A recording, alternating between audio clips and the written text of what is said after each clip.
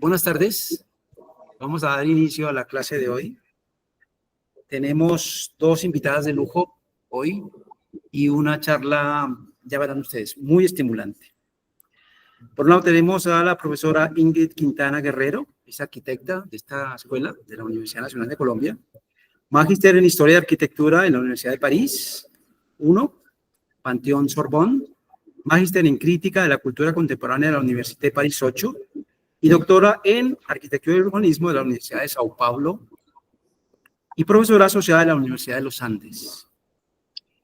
Ha sido distinguida con numerosos premios internacionales y grants por su trabajo investigativo, dentro de los que se destacan las menciones de honor y premios en la Bienal Panamericana de Arquitectura de Quito 2018, 2020, 2024.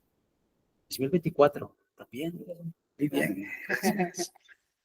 La Bienal Colombiana de Arquitectura y Urbanismo 2020-2024 y la Bienal Iberoamericana de Diseño 2022. Ha sido curadora de numerosas exposiciones con itinerancia internacional, incluyendo Bauhaus Reverberada. Además, es cofundadora y chair del grupo Latin American Architectural Histories de la Society International Historians y editora multimedia del Journal Architectural Stories de la EAHN. Por otro lado, tenemos a la profesora Virginia Gutiérrez. Ella es arquitecta, egresada de la Universidad de los Andes y con una maestría en arquitectura de la Universidad Nacional de Colombia. Posee más de 15 años de experiencia en diseño y dirección de proyectos arquitectónicos y una trayectoria docente en una década en instituciones como la Universidad Nacional de Colombia, la Universidad de Buenos Aires, la Universidad de los Andes y la Universidad del Rosario. Ha sobresalido en la gestión de proyectos culturales y editoriales, liderando exposiciones, publicaciones y conferencias en colaboración con entidades como el Goethe Institut, la Embajada Suiza, el Ministerio de Cultura de Colombia y la Fundación Rogelio Salmona. Actualmente coordina la participación de Colombia en la Bienal Panamericana de Arquitectura de Quito, dicta clases en la Facultad de Creación de la Universidad del Rosario, desarrolla una publicación para Artesanías de Colombia y colabora con Impluvium Casa Taller en la realización de talleres y gestión editorial.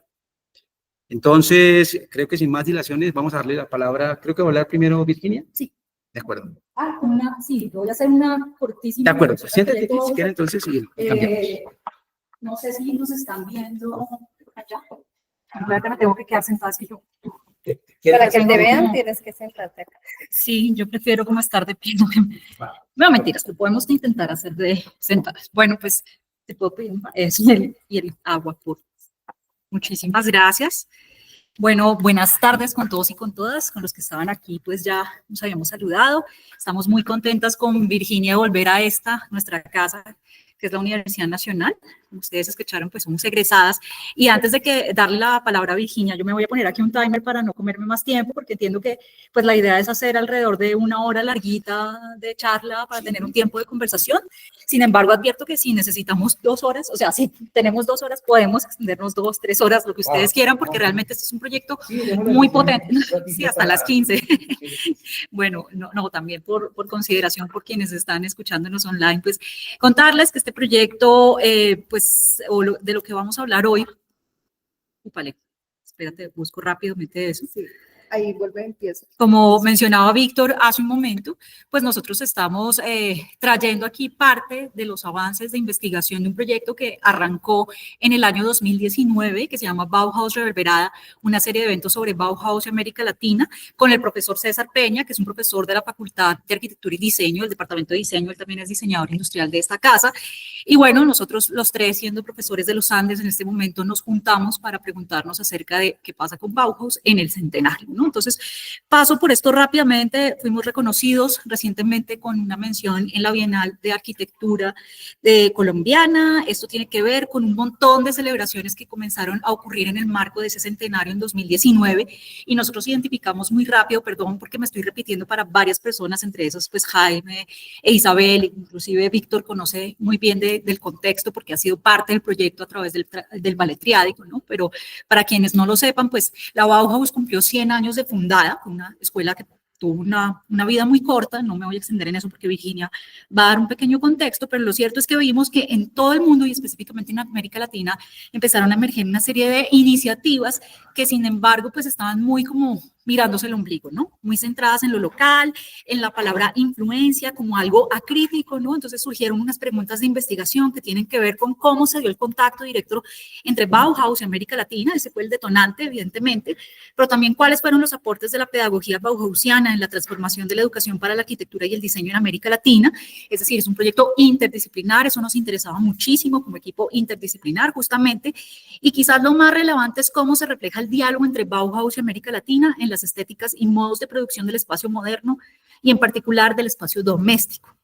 Ese es un concepto central que pues informa todos los productos de nuestra investigación, que han sido bastantes y que de hecho si ustedes escanean ese código QR que está ahí los va a llevar al portal que pues terminó siendo premiado junto con otras iniciativas. Van a encontrar alrededor de 35 eventos, entre los cuales pues se incluyen conversatorios, ponencias más académicas, ¿no? Se incluyen también artículos de lo que llamamos literatura gris, una serie de podcasts, videos y por supuesto el registro de las exposiciones, que es el producto más potente junto con el libro que aquí pues tiene Virginia y que coeditamos los tres y que fue lanzado este año pues en el marco también de la, digamos, la presentación del ballet triádico en su segunda iteración en la Universidad de los Andes, ¿no? Entonces, creo que es muy importante para el contexto de esta conversación entender tres aspectos. Primero, pues la multiescalaridad del fenómeno Bauhaus, la interdisciplinaridad o la multidisciplinaridad, ya Virginia va a hablar de esto a partir de la pedagogía, y sobre todo el tema de los múltiples formatos que ustedes pueden consultar. Cuando les decía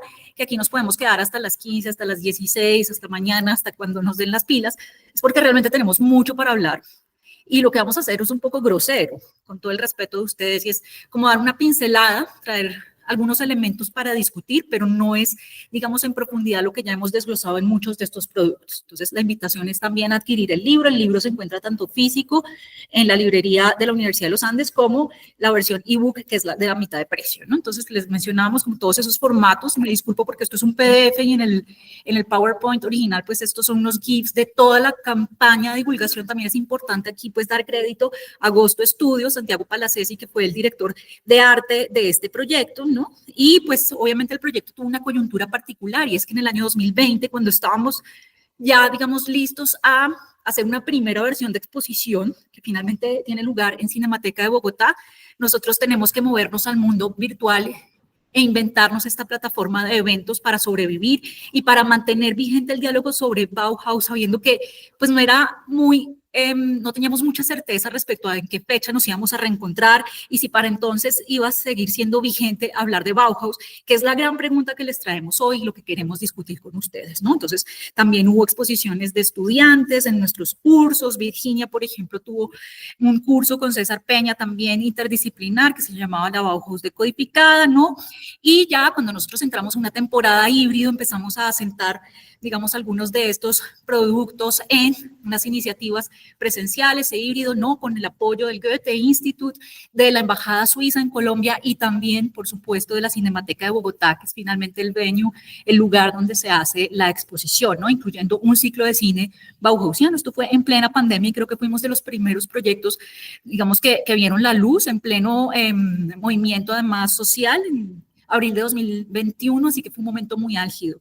Lo interesante de eso, que también contó con una serie de talleres sobre vestuario a cargo del grupo aquí del ballet triádico, en ese momento con Tatiana Urrea a la cabeza, ¿no? Y Diana Garnica. Lo chévere de todo eso fue los dispositivos que desarrollamos, y digamos, los vamos a traer a colación más adelante cuando entremos en la carne de este proyecto, pero también las invitaciones que vinieron posteriormente. Este es el libro que les mencionaba, y el libro recoge capítulos de investigaciones, digamos un formato más puro y duro de investigación. Al final van a encontrar el catálogo de lo que fue la exposición de Bogotá y una muestra de la exposición de Medellín. Ya en la versión anterior de este curso, el semestre pasado, estuvimos conversando con David Vélez Santamaría, que fue co-curador para la versión de Medellín, porque cada una de las exposiciones que se han hecho han tenido una curaduría local, es decir, no es la misma exposición igualita que se va itinerando, sino que ha tenido una investigación particular, obviamente algunos elementos, pero sobre todo las preguntas principales son las que viajan, ¿no? Aquí simplemente un abrebocas del libro, también pueden ir escaneando estos registros que son digamos, subpáginas dentro del gran portal web que tenemos, donde están los registros justamente de lo que fue la exposición en Bogotá, con ese tema de los dispositivos llamados espacios domésticos, que fue una apuesta museográfica también por, digamos, desacralizar el objeto de diseño y entender que es a través del diseño cotidiano que hubo una transformación, una modernización radical de los hábitos de consumo, mucho más allá que los grandes proyectos modernizantes pretendidos por digamos, por los congresos internacionales de arquitectura moderna, por ejemplo, ¿no? Esto es parte de la museografía en Medellín, cada vez nos íbamos volviendo un poquito más osados, ¿no? Las sillas empezaron a volar y en Medellín también encontramos algo muy bello y fue como que en el ámbito local, digamos, la muestra o la curaduría que hicimos de piezas para Bogotá terminó siendo más elitista por también los coleccionistas, estaba el mambo, ¿no? Coleccionistas privados, y de pronto nos dimos cuenta que en Medellín el tema de ser un lugar, digamos, propicio para la industrialización conllevó también a que la gente hubiese absorbido mucho más, digamos, estos productos en su ámbito doméstico, de manera que se estaba logrando un ideal bauhausiano que era el diseño para todos, ¿no? También informado por la idea de obra de arte total o Gesamtkunstwerk, ¿no? Que fue central, sobre todo mirando la producción de un arquitecto local, pues medellinense. Ustedes que están en Medellín sabrán mejor de esto que nosotras, que es Elías Zapata, ¿no? Y por último, y no menos importante, es toda la experiencia que acabamos de tener con Chiara Stornaiolo, que fue estudiante mía en la Universidad de los Andes, en la maestría de arquitectura, y se convirtió en co-curadora local del proyecto Bauhaus Reverberada en Ecuador, que además tuvo 2 sedes, en Quito y en Cuenca. Fue una exposición muy potente, como que cada vez que viajábamos a una ciudad, pues se amplificaba, se duplicaba el tiempo, ¿no? Y en este caso específico, lo que desarrollamos también fue un subtítulo, porque entendimos que al hablar de Bauhaus y las reverberaciones, no de las influencias, digamos, en un solo sentido, sino la reverberación como el efecto sonoro que se queda ahí vibrando, había cosas más interesantes y cada vez más nos alejábamos más de la fuente original, que es justamente la Bauhaus alemana con sus 3 sedes, ¿no? Entonces, la apuesta fue hablar de modernidades transandinas, porque nos interesaba también tejer esa relación en el ámbito de la andinidad, si se quiere decir así, ¿no? ¿Qué tanto de similar tenemos en procesos y en geografías en el ámbito bogotano y quiteño, por ejemplo, y qué tantas coincidencias existen entre Guayaquil y Barranquilla, debido a su cultura, digamos, costera y otros elementos que los aproximan mucho más que nosotros mismos con la costa atlántica colombiana? Esto es parte de la puesta en escena en el Centro Cultural Metropolitano en pleno centro de Quito. Y bueno, tuvimos el doble de área de exposición con más o menos una curaduría de 300 piezas originales, más dispositivos diseñados para ese lugar específico, con una intersección mucho más fuerte, quizás con la arquitectura, porque nos dimos cuenta pues del terreno fértil que es Ecuador, ya hablaré un poquito de eso más adelante, pero también con un tema muy preponderante, que es como toda la función del ámbito de lo textil y también el papel de la artesanía y de lo precolombino, digamos, de una modernidad hecha a mano, ahí parafraseando a una historiadora del diseño muy famosa que es Ana Elena Malet, ¿no? En cuanto a la constitución de una lógica de configuración del espacio doméstico y transformación de la ciudad y sincretismos también en ese diálogo entre saberes, ¿no? Entonces lo dejo por ahí y le doy paso a Virginia. Los tiempos.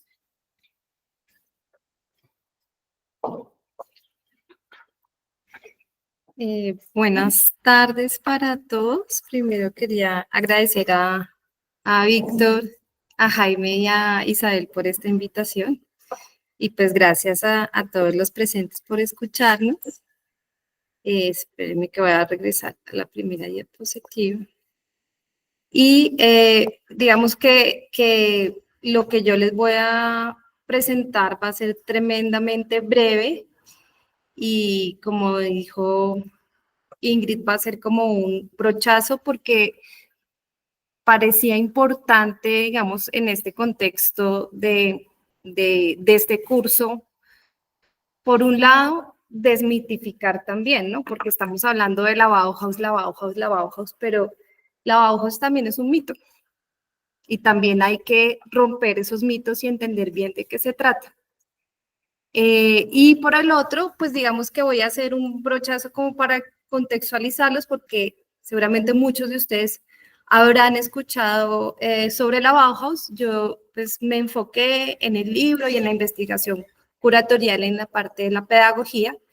si bien no es concretamente hablarles de arquitectura, para mí sí lo es, porque al final lo importante, yo creo, como con estas preguntas que se hacía el curso, en qué consiste lo moderno, cómo se manifiesta la modernidad en la arquitectura y pervive la arquitectura moderna en la contemporaneidad, eso es del programa de su curso, lo estoy leyendo, pues lo importante es hacerse esas preguntas que se hacían antes o entender qué preguntas se estaban haciendo en ese momento y si esas preguntas son válidas hoy. Y eso no es solamente en el contexto de la arquitectura, sino más bien es en el contexto cultural en el que se inserta la Bauhaus, pero tumbando un poco ese mito. Entonces,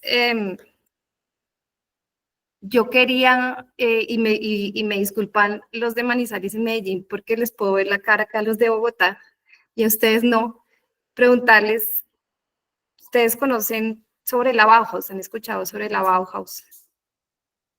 Todos, todos dicen sí, sí. ¿Quién quiere decirme qué saben de la Bauhaus? ¿Alguien que quiera contarme para ustedes qué es la Bauhaus?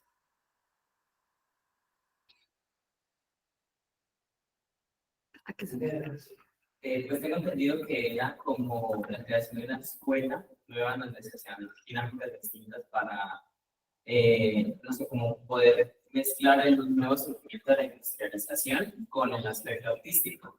Entonces, lo que yo alcancé a ver y a estudiar un poco era el tema de que, digamos, se hacía como, no sé, fabricación con acero, fabricación con piedra, fabricación con cerámica, y esos eran como, por decir así, los semestres que se veían en la Bauhaus. Tengo entendido que se hacía para, pues, para las cosas como el mobiliario, este tipo de diseño de ergonomía y el estudio del arte, pero también se veían lecciones de arquitectura. Es lo que yo entiendo. Yo no sé si ellos estaban escuchándolo, si alcanzaron. Pero, bueno. Pero acá tenemos a un conocedor de la Bauhaus. Exacto, él decía que era una escuela de arquitectura que trató como de unir procesos de industrialización con la enseñanza del diseño y la arquitectura, básicamente. Eso es lo que conocemos de la Bauhaus, y sí es eso, pero es muchas cosas más porque hubieron muchos Bauhaus. Entonces, yo quería, digamos, en esta idea como de desmitificar, contarles que la Bauhaus en principio, y voy a ser muy breve porque yo sé que después Ingrid va a precisar mucho más en el tema de la arquitectura y de la diáspora, que yo creo que es como muy central en la charla de hoy, pero para contextualizarlos, la Bauhaus era parte de un proyecto mucho más grande que empieza con la Werkbund, que era pues como un colectivo de arquitectos, artistas que se unieron como sobre esa pregunta, ¿no? ¿Qué está pasando con la industria? ¿Estamos quedados? O sea, la industria está avanzando y nosotros estamos con las escuelas, las academias clásicas francesas de bellas artes, o sea, estamos como desfasados con la industria, ¿no? Y en ese sentido, la Bauhaus no es solo la Bauhaus, sino era un proyecto mucho más amplio de la educación, del diseño y de las técnicas, sobre todo porque eran unas escuelas técnicas en toda Alemania, que obviamente había sido inspirado desde el movimiento Arts and Crafts que se dio en Inglaterra. Algunos de la Werkbund viajan allá, se empapan un poco del tema, vuelven a Alemania y no sé decirles exactamente el nombre de ese proyecto, pero las escuelas Bauhaus, que había varias en diferentes ciudades alemanas, tenían un nombre así como escuelas técnicas industriales para el diseño y las artes, o sea, eran como 5 líneas. Entonces, lo interesante es lo que hace Walter Gropius de entrada, que es llamarlo la Casa de la Construcción Estatal, la Staatliche Bauhaus. Pero esto tiene que ver con su antecesor o con su maestro Peter Behrens. Peter Behrens, todos acá yo creo que lo conocemos como en su fase de arquitecto y con esta fábrica de la Asociación General de Electricidad, pero Peter Behrens crea toda la imagen corporativa para esta empresa. No solamente diseña el edificio, sino crea una imagen corporativa, y de hecho es como la primera imagen corporativa de una empresa, o sea, como que están haciendo ahí el tema de la comunicación y de la publicidad. Y digamos que de alguna manera, vuelvo al anterior, Gropius se agarra un poco de esta idea, porque Gropius trabajó con Behrens, se agarra un poco de esta idea y decide crear una marca. Entonces Bauhaus, dentro de todo, también se volvió una marca porque ahora todos la conocemos, y las otras varias escuelas que se alineaban con la filosofía de la Bauhaus quedaron en el olvido, ¿no? Bueno, también tiene mucho que ver con las personalidades que fueron profesores allá y con el grupo que logró crear y con la diáspora que logró crear, pero digamos que era un proyecto, digamos, social, eran unas escuelas estatales y era pues un momento muy importante para Alemania, donde estaba tomando, digamos, ese liderazgo y esa vanguardia, porque eso es lo que se proponía Alemania en ese momento, de la industrialización y el diseño como una sola cosa. Entonces, digamos que la Bauhaus no era solo la Bauhaus, sino que es la marca Bauhaus. Y el diseño gráfico y la imagen corporativa tuvo mucho que ver ahí. Y otro tema por el que la Bauhaus no es una sola, es porque tuvo varias sedes. Acá el mapa está bien chiquito. Ay, no hay cómo señalar. Así. Primero en Weimar, después en Dessau, y finalmente en un corto periodo en Berlín. Y tuvo muchos profesores que todos aportaron diferentes visiones. O sea, sí hay un manifiesto Bauhaus y sí hay como esa primera idea, digamos, pedagógica que propone Walter Gropius como primer director, pero es también como pasa pues en todas las universidades, los profesores también van llevando la cosa, los discursos y las pedagogías hacia las líneas en las que ellos creen. Entonces acá hubieron varias disputas, hubieron varias pedagogías, ideologías diversas, profesores muy célebres todos, pero no siempre estaban todos alineados bajo esa idea. Y de hecho, pues fue una gran disputa interna de la escuela. Acá les muestro esto porque finalmente Gropius trabaja en este proyecto de la Fargus, que vuelve y hace lo mismo que Behrens, ¿no? Como ustedes ven, crea la marca, o sea, no solamente diseña un edificio precioso, industrial, moderno, sino que también lo vuelve una marca, una imagen corporativa. Entonces, acá están haciendo algo también como característico de ese tipo de escuelas, que es la idea de como el arte total, ¿no? De que el arquitecto no es una persona como aislada de todos los procesos del diseño, sino que los procesos de diseño están ligados en varias disciplinas, incluyendo la artística, que es ahí donde empiezan también a haber varios roces. Y abajo les muestro una imagen de la famosa oficina del director en la sede de Dessau de la Bauhaus, porque otra cosa que hacía Walter Gropius como con esta idea, digamos, de imagen corporativa, era que él hacía unas exposiciones, porque en esta línea de crear productos para la industria también se tenían que comercializar. Entonces los productos de los estudiantes eran comercializados, no fueron tan exitosos, o sea, era un momento de transición muy difícil donde lo artístico y lo técnico y tenían que volverlo, digamos, reproducir las cosas. Por eso también piensen que el lenguaje se simplificó muchísimo en la modernidad y eso tuvo que ver con ese lenguaje visual como purista de la Bauhaus, pero digamos que en esta oficina pues es casi como, no es una oficina, sino es como un stand, como para que la gente viera los productos, las bellas lámparas, las bellas sillas de la Bauhaus, había un tapiz colgado, y cuando nosotros todos terminamos yendo a algunas de las sedes de la Bauhaus, visitamos la Bauhaus, realmente es como que, sí, como que está ahí para verlo, ¿no? Y está puesto como él lo tenía, pero él pensaba como todos los espacios, casi como un stand de ventas de sus productos, ¿no? Entonces, ahí ya se empieza uno a imaginar un poco qué tenía o también cuáles son las ideas que estaban rondando alrededor de este primer director. Pero, de nuevo, como diciéndoles, esto no fue unitario, esto no fue un gran discurso que podemos nombrar como esto fue la Bauhaus, porque la Bauhaus tuvo varias rupturas, varias disputas y varias pedagogías. Entre otras, tuvo 3 sedes, como ya les mostré. Tuvo 3 directores, Walter Gropius, Hannes Mayer y Mies van der Rohe. Aunque hay que hacer como un paréntesis, Mies van der Rohe, digamos, como director y su participación en la Bauhaus fue muy corta.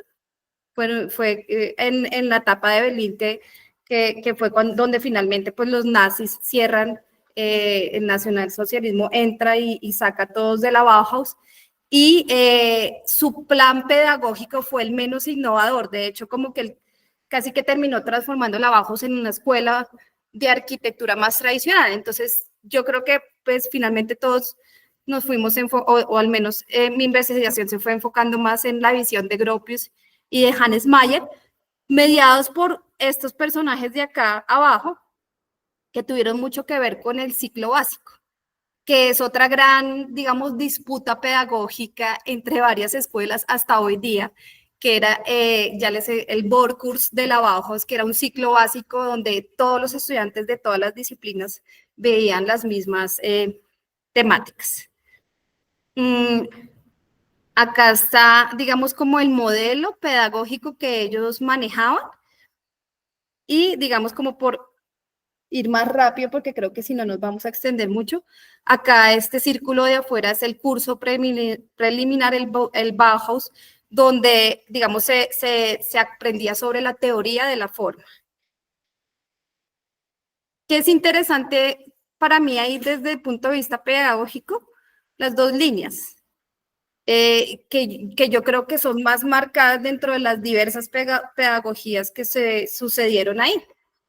Una es una pedagogía que deriva, digamos, de Rousseau, Pestasol y Froebel, que son como pedagogías basadas y creadas para la primera infancia, de entender la lógica desde las formas más básicas, y pues que se reprodujo, digamos, en el Vorkurs de la Bauhaus.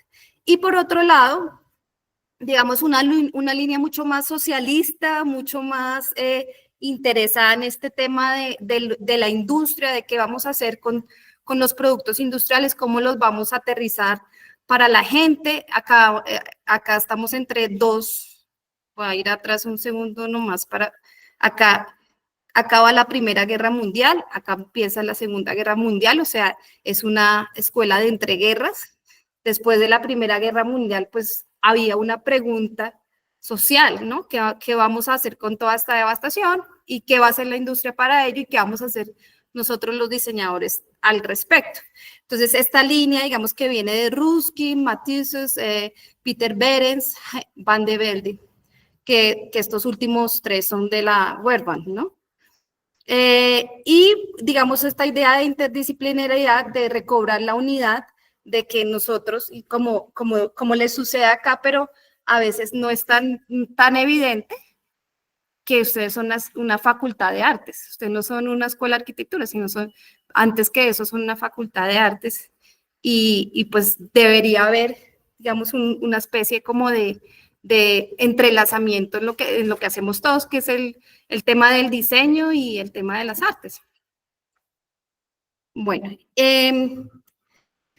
acá voy a ir más rápido, pero digamos que, como les dije, acá este tema del Vorkurs era mucho más, venía más de la línea del expresionismo, de aprender libremente, de dejar, digamos, como todas las nociones aprendidas atrás y empezar desde cero y empezar con formas muy básicas. Y por eso venía de estas, sobre todo Pestasol y Froebel, no Rousseau, pero venía de esta idea de las habilidades y de los elementos simples. Sin embargo, esta parte del Vorkurs es la que después se siente muy expresionista y muchos dejan atrás porque digamos que se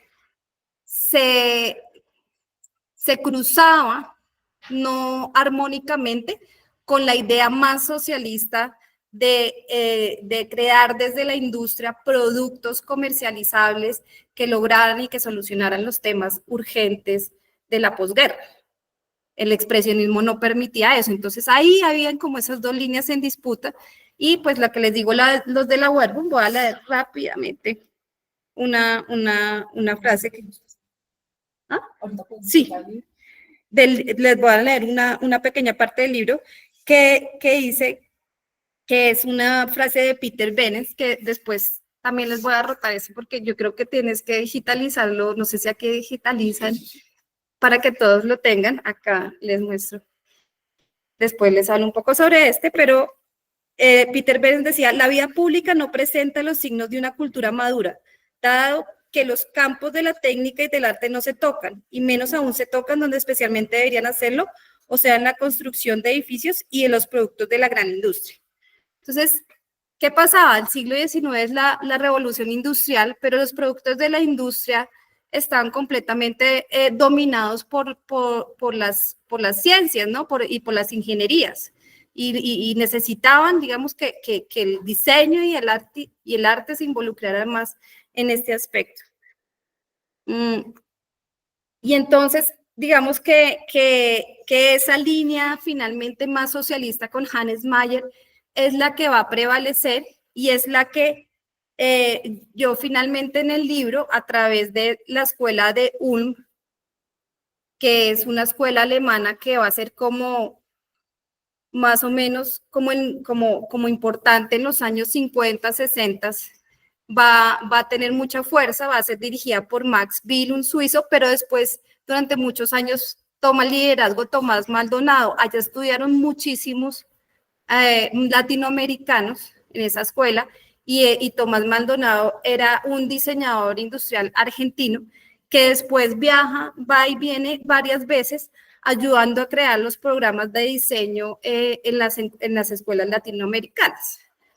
Él decía, digamos, como que él tenía una idea muy crítica, digamos, de este curso expresionista, y más bien, digamos que finalmente uno pensaría que el Borkus se volvió muy popular en Latinoamérica, y sí fue así, pero digamos que la línea dura era la del producto industrial, la de cómo hacemos para sacar productos, simplificarlos, hacerlos lo suficientemente industrializables para poder, digamos, para nosotros lo que importa es la sociedad, porque casi que el expresionismo queda de alguna manera en algunas frases que uno lee de ellos, como si fuera en contra del poder social del diseño. Y para Tomás Maldonado y todo su séquito, el diseño antes que nada debe tener un fin social. Entonces yo les quería hacer esa introducción. Yo sé que no hablé muy específicamente de América Latina, pero sí de esa primera pregunta, que ¿por qué la Bauhaus hoy? Que quizás al final de la conferencia creo que es lo más interesante para hablar, y es que hacerse esa pregunta de la cultura y la técnica, o sea, el papel de la técnica y el papel de las artes, y si realmente esa disputa de esas líneas más expresionistas y esas líneas más radicales y más técnicas pueden finalmente tener una armonía, ¿no? Acá, por eso yo traje este libro. Es una compilación que hizo Tomás Maldonado de textos de cultura y técnica, y reúne textos de Germán Matisse, Peter Behrens, Henry van de Velde. O sea, es realmente muy, muy interesante, porque la pregunta para mí ahí es técnica y cultura, ¿no? ¿Cómo armoniza esto? Y eso no se resolvió nunca en la Bauhaus.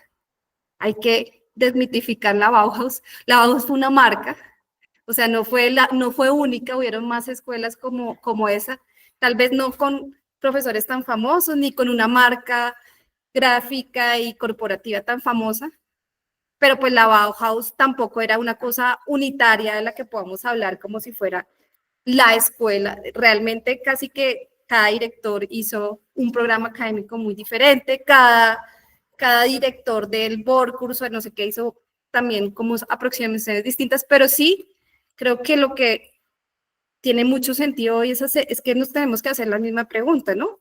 ¿Qué pasa en la era digital? ¿No? ¿Qué pasa con la técnica hoy en nuestro contexto como diseñadores? ¿Qué pasa en esta unión interdisciplinar? O sea, ¿es necesaria, no es necesaria? ¿Cómo vamos a estar nosotros a la vanguardia de la técnica como arquitectos? Yo creo que hay muchas preguntas ahí que todavía son relevantes hoy y por eso es que pues acá estamos con la Bauhaus todavía después de más de 100 años. Muchas gracias. Gracias. Yo creo que para esta segunda parte no me voy a quedar sentada, pero quería saber cómo hacen para verme desde allá. Y también quería preguntarles allá en Manizales y en Medellín y aquí, Víctor, ¿con cuánto tiempo contamos? ¿Cómo van y con cuánto tiempo contamos? Porque dependiendo de eso yo hablo. Ingrid, yo creo que no, lo que necesites, 50 minutos, pues yo... No, porque es deseable sí tener un tiempo de conversación con los estudiantes. Sí, Entonces, ya no sé. estamos en las 5:50, si quieres hasta las 6:30 y tenemos media hora de conversación. Timer aquí de 45 minutos, a ver si lo logramos así. Listo. Pero creo que pues la charla de Virginia ya dio unos elementos clave, así que eso nos va a permitir navegar mucho más fácil por la presentación. Yo no sé si ustedes siguen viendo la pantalla completa o ya no. Sí, la vemos. Aunque no, pues está... La interfaz de aquí, ¿no? Exacto. Es muy Ahora extraño no estar hablando así como... a una... Y yo tengo como la costumbre de moverme mucho en el aula y de estar de pie, no sé, entonces me parece un poco raro, pero bueno, vamos entonces a ir adelante. Pues Virginia decía algo fundamental, ¿no? Y es que hablar de arquitectura... Ah, bueno, sí. Sí, Si se escucha bien. Eso es lo importante, que se escuche, que me escuchen allá. Me confirman, por favor, si yo me pongo de pie, ¿me escuchan en...? Sí, te escuchamos. Allá? Entonces voy a apagar la cámara acá más bien. Qué pena con ustedes. Listo. Víctor se va a conectar, pero mientras tanto, entonces voy a ir... 50 minutos Sí, y no gracias. hemos hablado de arquitectura. No hemos hablado de arquitectura, ni vamos a hablar. Ah, los estafamos. Era un engaño, como ese meme de, te dije que íbamos a ver Netflix, pero no, vamos a ver el campeonato de Excel, algo así. Entonces que le bajes el volumen, Víctor. Listo, gracias. ¿Dónde era? ¿En ventana? ¿En ver?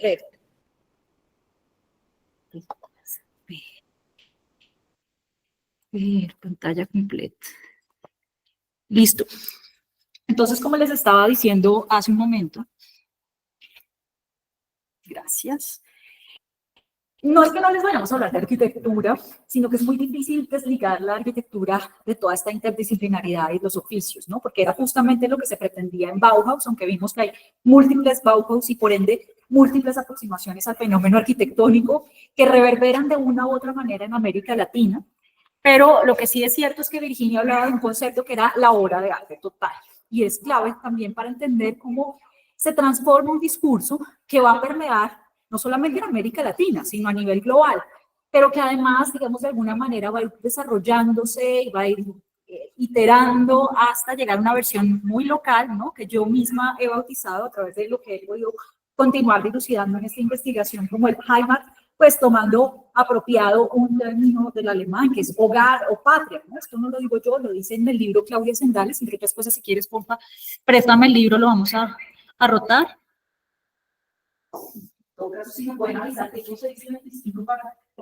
Para ir cerrando rápidamente. Listo. Digamos, una de las estrategias más importantes en Bauhaus, ya lo decía Virginia hace un momento, era, pues digamos, estos trabajos interdisciplinares que implicaban también la manera de hacer sostenible a un proyecto que arrancó siendo público y termina siendo privado, y lo hacían a través, digamos, de este tipo de experimentos, exposiciones, como la Casa Sommerfeld, por ejemplo, en la que estudiantes y profesores van a trabajar mancomunadamente en la creación de una obra de arte total que primeramente tiene un lenguaje tremendamente expresionista, ¿no? Si pensamos, por ejemplo, en la obra artística de Munch, por ejemplo, o el mismo Johannes Itten que mencionaba hace un momento Virginia, pues este tipo de productos dan cuenta más de eso que de otra cosa, ¿no? Vemos también entonces que algunos alumnos destacados pues empiezan a tener mucha relevancia en el ámbito local y después, digamos, van a ser claves para un concepto que también es transversal a toda nuestra investigación, que es la diáspora. Porque si no hay movimientos migratorios, seguramente las ideas no circulan y las estéticas y los modos de producción no circulan. Y creo que lo más importante es, como decía Virginia en su momento, entender que cuando hablamos de múltiples Bauhaus, no hablamos solamente de Bauhaus como marca o como escuela, que es una realidad histórica, sino también como una categoría historiográfica, que es de lo que yo hablo en el libro que está circulando ahora, y también, por supuesto, un estilo. No podemos negar, digamos, esa dimensión estilística de Bauhaus, ¿no? Entonces, hablando del componente gráfico también, a partir de la presencia de artistas plásticos de mucho renombre, de muchos pintores de renombre, en su momento pues empieza a desarrollarse esa estrategia propagandística. Creo que tiene mucho potencia lo que decía Virginia en su momento, en que Bauhaus es marca, porque Bauhaus al final de cuentas busca venderse para hacerse sostenible, pero no solamente económicamente, sino perdurable en el tiempo, ¿no? Entonces, uno de los, digamos, ejemplos más claros de esas exposiciones es esta casita que aún se puede visitar, existe, ¿no? Muy cerca de la primera sede de Bauhaus en Weimar, que es la Haus am Orn. Ustedes ven tipológicamente no tienen nada del otro mundo, nada extraordinario, es casi que uno lo podría leer como un claustro, ¿no? Pero es una secuencia de espacios con una sala central que nos va mostrando como una exhibición de esos saberes, de esos oficios, que también empiezan a tener una alianza muy fuerte con la industria, y de hecho es gracias a esa alianza también que empieza a cambiarse una lógica de domesticidad, de una domesticidad, digamos, arcaica, a una domesticidad ligada a los modos de producción y también, ¿por qué no decirlo?, a un nuevo rol de la mujer en la sociedad. Evidentemente, pues el papel de Walter Gropius va a ser fundamental en Bauhaus y va a ser fundamental también en la diáspora bauhausiana en las Américas. Y ustedes en el libro que está rotando o en la página web o en una de mis primeras diapositivas seguramente vieron un esquemita en el que Estados Unidos era muy importante, porque no, digamos, no estamos haciendo apología al gringocentrismo, pero sí entender un poco el papel de Estados Unidos como un hub, como un punto de rebote de esa reverberación. Evidentemente hubo actores que viajaron directo hacia el sur de las Américas, pero digamos que no siempre fue el caso. Y la diáspora se va a fraguar en el norte de América, y no solamente estoy hablando de los Estados Unidos, sino también de México, ¿no? Entonces, ¿cuáles otras ideas que empiezan a viajar? No es necesariamente esa Bauhaus expresionista, aunque hay personajes como Joseph Albers, digamos que con una aproximación más de carácter formalista, pues tiene una, digamos, o nos permite hacer una lectura más desde lo clásico de Bauhaus, sino en el ámbito de lo arquitectónico, obviamente esas ideas de prefabricación, de estandarización, de modulación y por supuesto también la misma concepción de la exposición de arquitectura o la exposición en términos amplios como una estrategia para divulgar, ¿no? Entonces lo vemos tanto en los contenidos programáticos como en los primeros ejercicios también académicos, no solamente de Walter Gropius, sino de sus estudiantes. Traigo este ejemplo a colación porque es una exposición de la cual creo que la mayoría hemos escuchado hablar, que es el Weissenhof,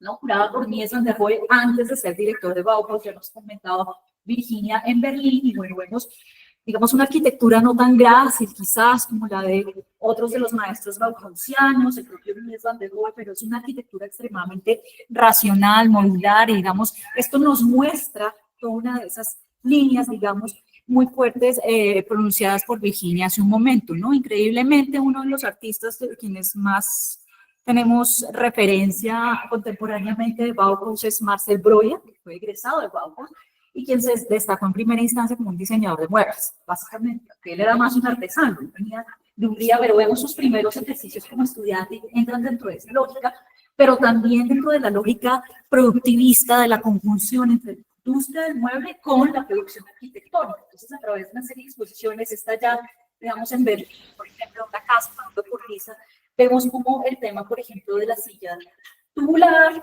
¿no? El acero, ¿cierto?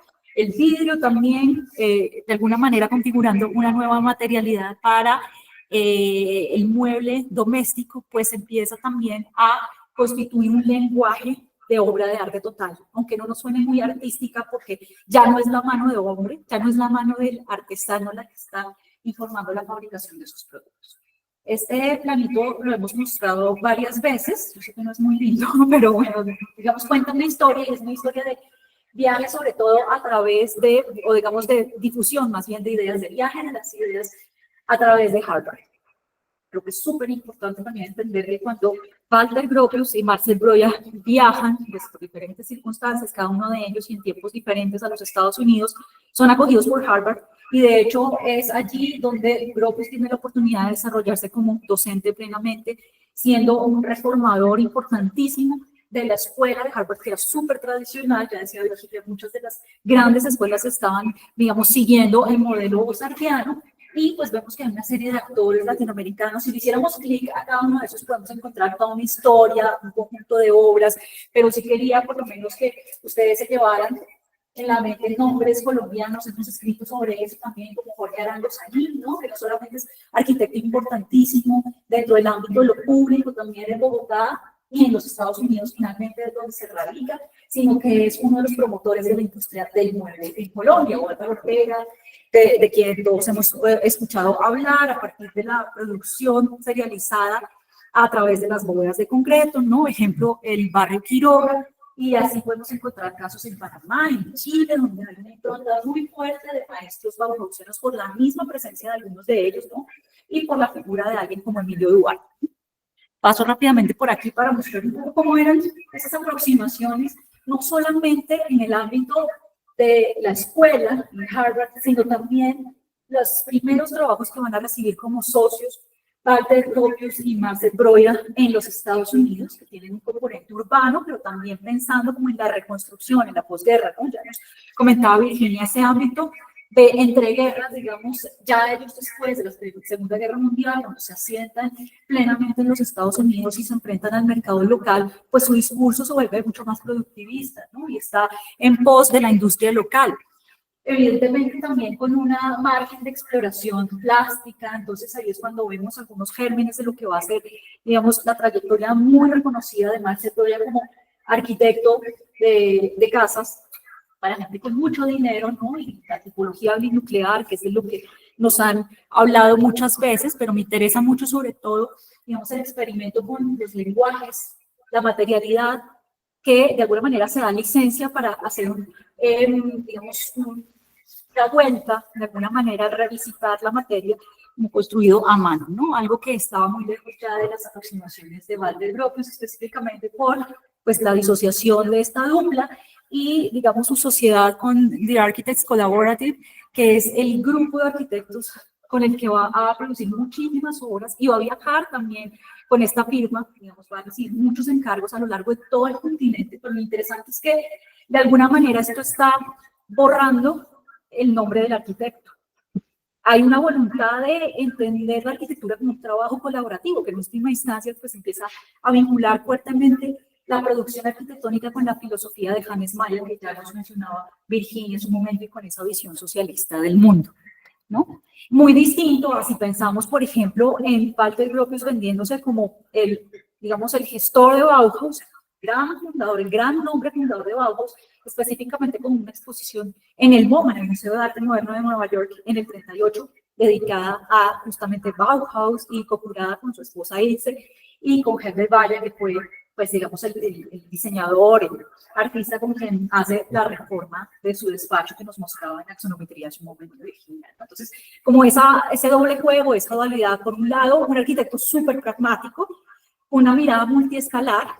Aquí, digamos, la planificación es un aspecto muy importante de la producción arquitectónica, pero por el otro lado el propagandismo, sin lugar a dudas. El, digamos, tener plena conciencia de querer dejar una impronta en la historiografía y de alguna manera estar marcando lo que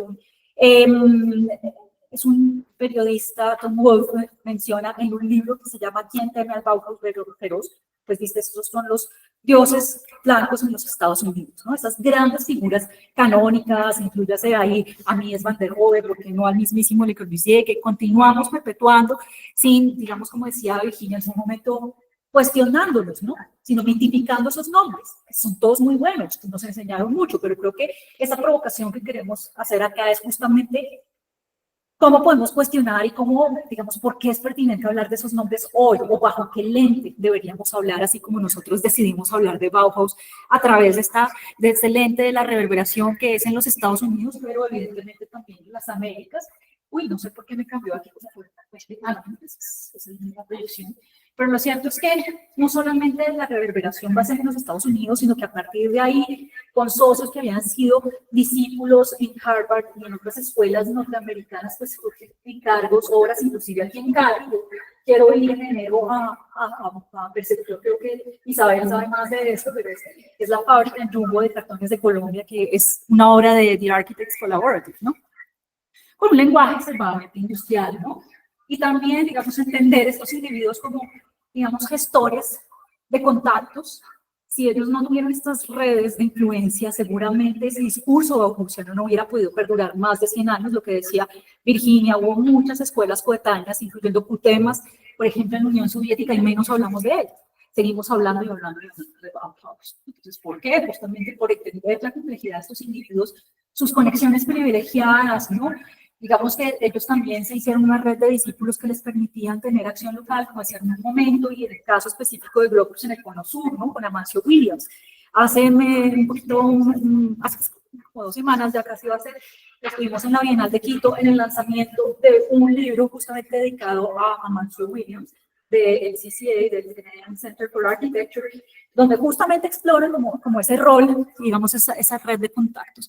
Y con otros individuos súper relevantes en el ámbito de la arquitectura moderna latinoamericana. Yo simplemente aquí les voy a traer uno más adelante, pero quería que vieran como el espectro de su acción e insistir en que hay una imposibilidad de hablar de cada uno de estos proyectos acá por un tema de tiempo, pero que, digamos, aquí hay unas conversaciones muy interesantes. Experimentos sobre la vivienda mínima en Argentina, por ejemplo.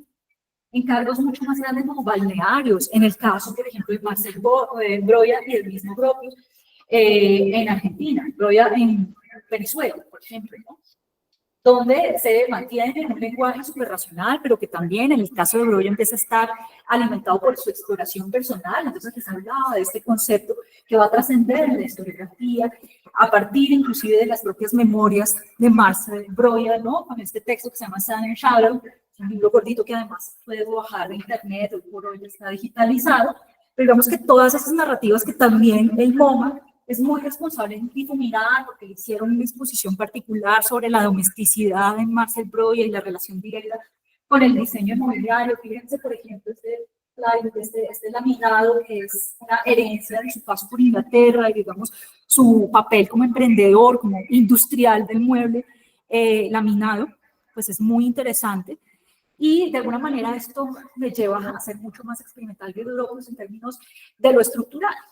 Y vemos que algunos de sus edificios que hacen parte del canon de la arquitectura moderna internacional, hablas, por ejemplo, de este edificio que es en Collegeville, Minnesota, ¿no? Esta famosísima abadía, o el edificio de Pirelli en New Haven, o aún el edificio de la UNESCO en París. Pues estos son edificios que tienen osadía estructural, que de alguna manera están desafiando el concreto, que siempre hablan de plegaduras, ¿no? Que de alguna manera traen la lógica del mueble moderno a la producción arquitectónica y que empiezan a permear también proyectos que no se construyen como este complejo en Venezuela, ¿no? El Mayori Sayago, ¿no? El famoso centro urbano, el Recreo, que ha dado para varias investigaciones de investigadores venezolanos sobre cómo existe una aproximación, digamos, muy local, porque en última instancia se habla así de Broya, pero no se habla de los socios locales. Entonces existe una aproximación muy local al producir la ciudad moderna o una nueva pieza de ciudad, pero digamos trayendo una serie de investigaciones formales, o esta que es mucho más libre, ¿no? Es la única obra ejecutada y recientemente restaurada de Marcel Broya en América Latina, que es el Mar del Plata, en Argentina. Es un parador arista en un balneario. Hablaba Virginia también de Hannes Maya. Yo simplemente quiero traer la colación porque es el ejemplo también de otros campos de acción posibles en la arquitectura que ante, digamos, una estancia muy frustrada por circunstancias políticas que, pues, digamos, no es el caso mencionar acá. Si quieren saber más, pues hay un libro precioso de Leonardo Padura que se llama El hombre que amaba a los perros, entonces les invito a leerlo, es espectacular, pero digamos que en su ambición socialista son algunos de sus trabajos con Bauhaus, ¿no? Endesa, o específicamente que fue donde les abren las puertas para la experimentación en el ámbito de la industrialización y la producción serializada y de nuevas piezas de ciudad, diferente a Weimar, ¿no? Donde finalmente terminan echándolos en su primera sede. Pues él trae todo ese acervo junto con también la experiencia que él tiene muy cerca del gobierno soviético, en ese momento el régimen soviético más bien, para la creación de nuevas ciudades. Entonces él trae esa escala en la cabeza, pero también una idea de que el arquitecto como tal no existe. Más cercano justamente al Gutemas, a la escuela famosa rusa, él tiene en la cabeza la idea de constructor, y de hecho ese segundo currículo de Bauhaus de alguna manera se va a ver permeado por eso, ¿no? Se le baja un poco el ruido a todo el tema del arte, y la construcción empieza a tener un papel fundamental, y el construir colectivamente, ¿no? Él decía, yo nunca trabajo solo. Siempre, casi que el arquitecto, en eso tenía mucho sentido su relación con Walter Gropius, que no eran enemigos para nada, pero de alguna manera una jugada política también lleva a que Gropius salga de la escuela. Pero eso él lo pretende llevar a México, también formulando la creación de un instituto de urbanismo en el Politécnico Nacional, cosa que tampoco ocurre, ¿no? Y si se fijan, por ejemplo, en este textico, en arquitectura y decoración, que es una conferencia que él da en las Academias Alcados, que es de tradición absolutamente bozartiana, pues él habla de esta, digamos, visión no solamente socialista, sino científica del arquitecto, que choca con una, digamos, narrativa canónica de Bauhaus, que es extremadamente estilística y muy volcada hacia las bellas artes, ¿no? Este conjunto quizás era de los más ambiciosos, anticipo que no construye nada en México, pero sí es una impronta importante para los grandes planes de modernización desde la producción de la vivienda social, ¿cierto? Y no solamente con eso, sino con, digamos, ese caso que es esta colonia, se me olvidó el nombre, Lomas de Becerra, sino también la reforma urbana se llama Corpus Christi, en el centro de la Ciudad de México, o digamos que es una nueva pieza urbana en un balneario, algo de donde aquí siempre con estadística, porque hay una visión ultra científica.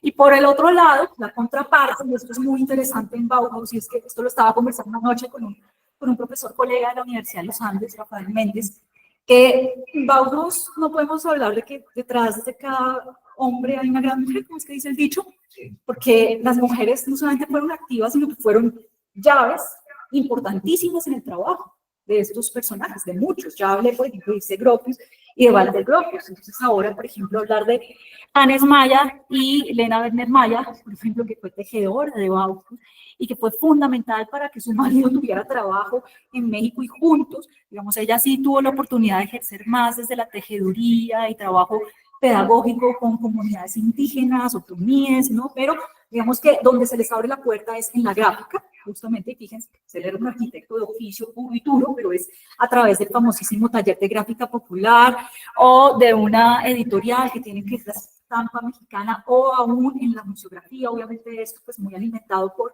la afiliación soviética que tiene México en ese momento, digamos, el voto que ellos han hecho a favor del régimen soviético, pues van a recibir encargos de carácter museográfico, y esto pues genera una contranarrativa de Bauhaus de la que nunca se habla, y es Made in México, ¿no? Es completamente latinoamericana. Finalmente quería mostrar aquí rápidamente esta exposición, que es el gran programa de creación de escuelas rurales, el CAPSE en México, donde también pues, ambos generan gigantografías o prototipos a escala 1:1 de las aulas, y cuentan una historia muy científica de la urbanización. Voy a pasarme esto rápidamente para mencionar, Mies van der Rohe pues también tiene una impronta, y lo sabemos, en todo el continente americano, específicamente por su acción en los Estados Unidos, por su acción educadora también, que trae mucho de esa visión de escuela meramente arquitectónica de Bauhaus durante su fugaz estancia en Berlín, y vemos de alguna manera que traen unos temas muy relevantes, que es, por ejemplo, la urbanística, ¿no? Con un personaje como Ludwig Hilbert-Seimer, que, bueno, entra en la época de Hannes Maya, pero es una llave muy importante que él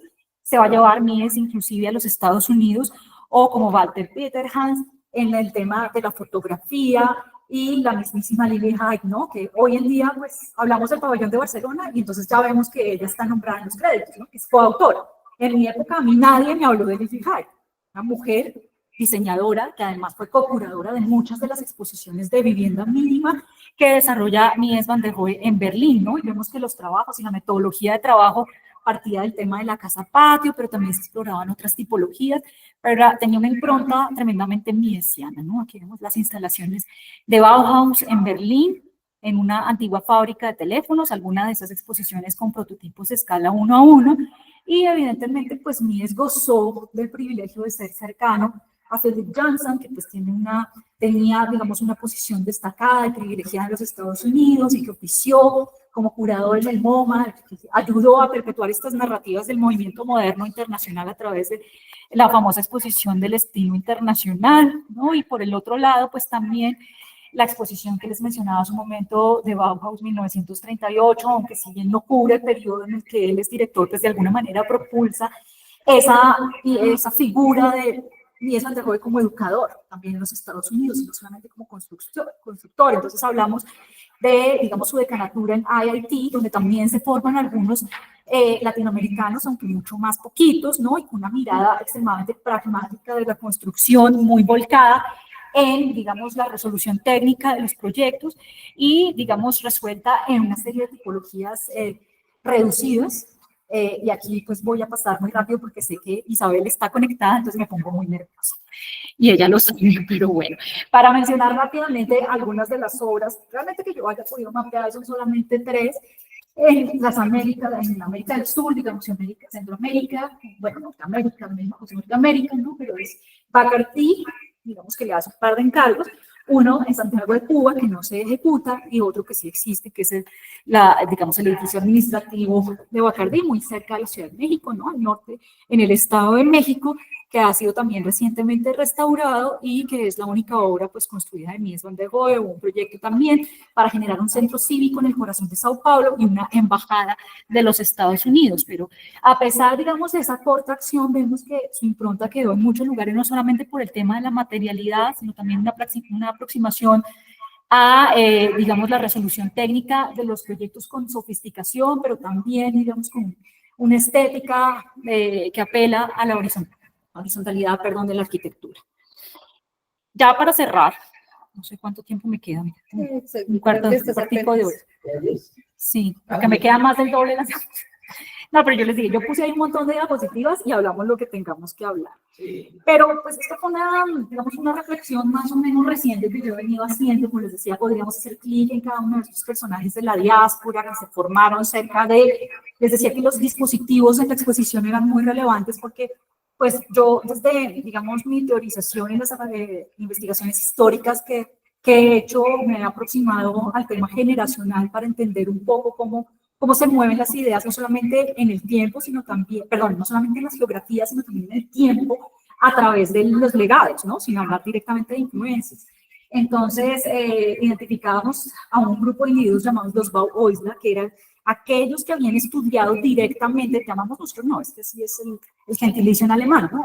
O así les decían a los estudiantes de Bauhaus, entonces denominamos a aquellos tanto latinoamericanos, realmente solo hay uno o dos, que estudiaron allá directamente en alguna de las Bauhaus, o alemanes que después terminan migrando, alemanes y de otros lados de Europa que terminan migrando y asentándose en América Latina y produciendo una obra muy potente. Como les decía, Chile es un lugar muy fértil para eso, Argentina sin duda también, y yo me detuve a contemplar un caso particular del que poco se habla en la historiografía, salvo por el trabajo de Joaquín Medina Bambo, que es un arquitecto e historiador alemán-español, y él hace un libro que se llama De Weimar a Lima, justamente recogiendo el trabajo de un señor que se llama Paul Linda, que estudió directamente con Walter Gropius en Bauhaus. Entonces a mí recientemente me invitaron a México, al Museo Franz Mayer, a hacer una exposición sobre espacio doméstico y que hablara algo de Bauhaus reverberada, y eso fue muy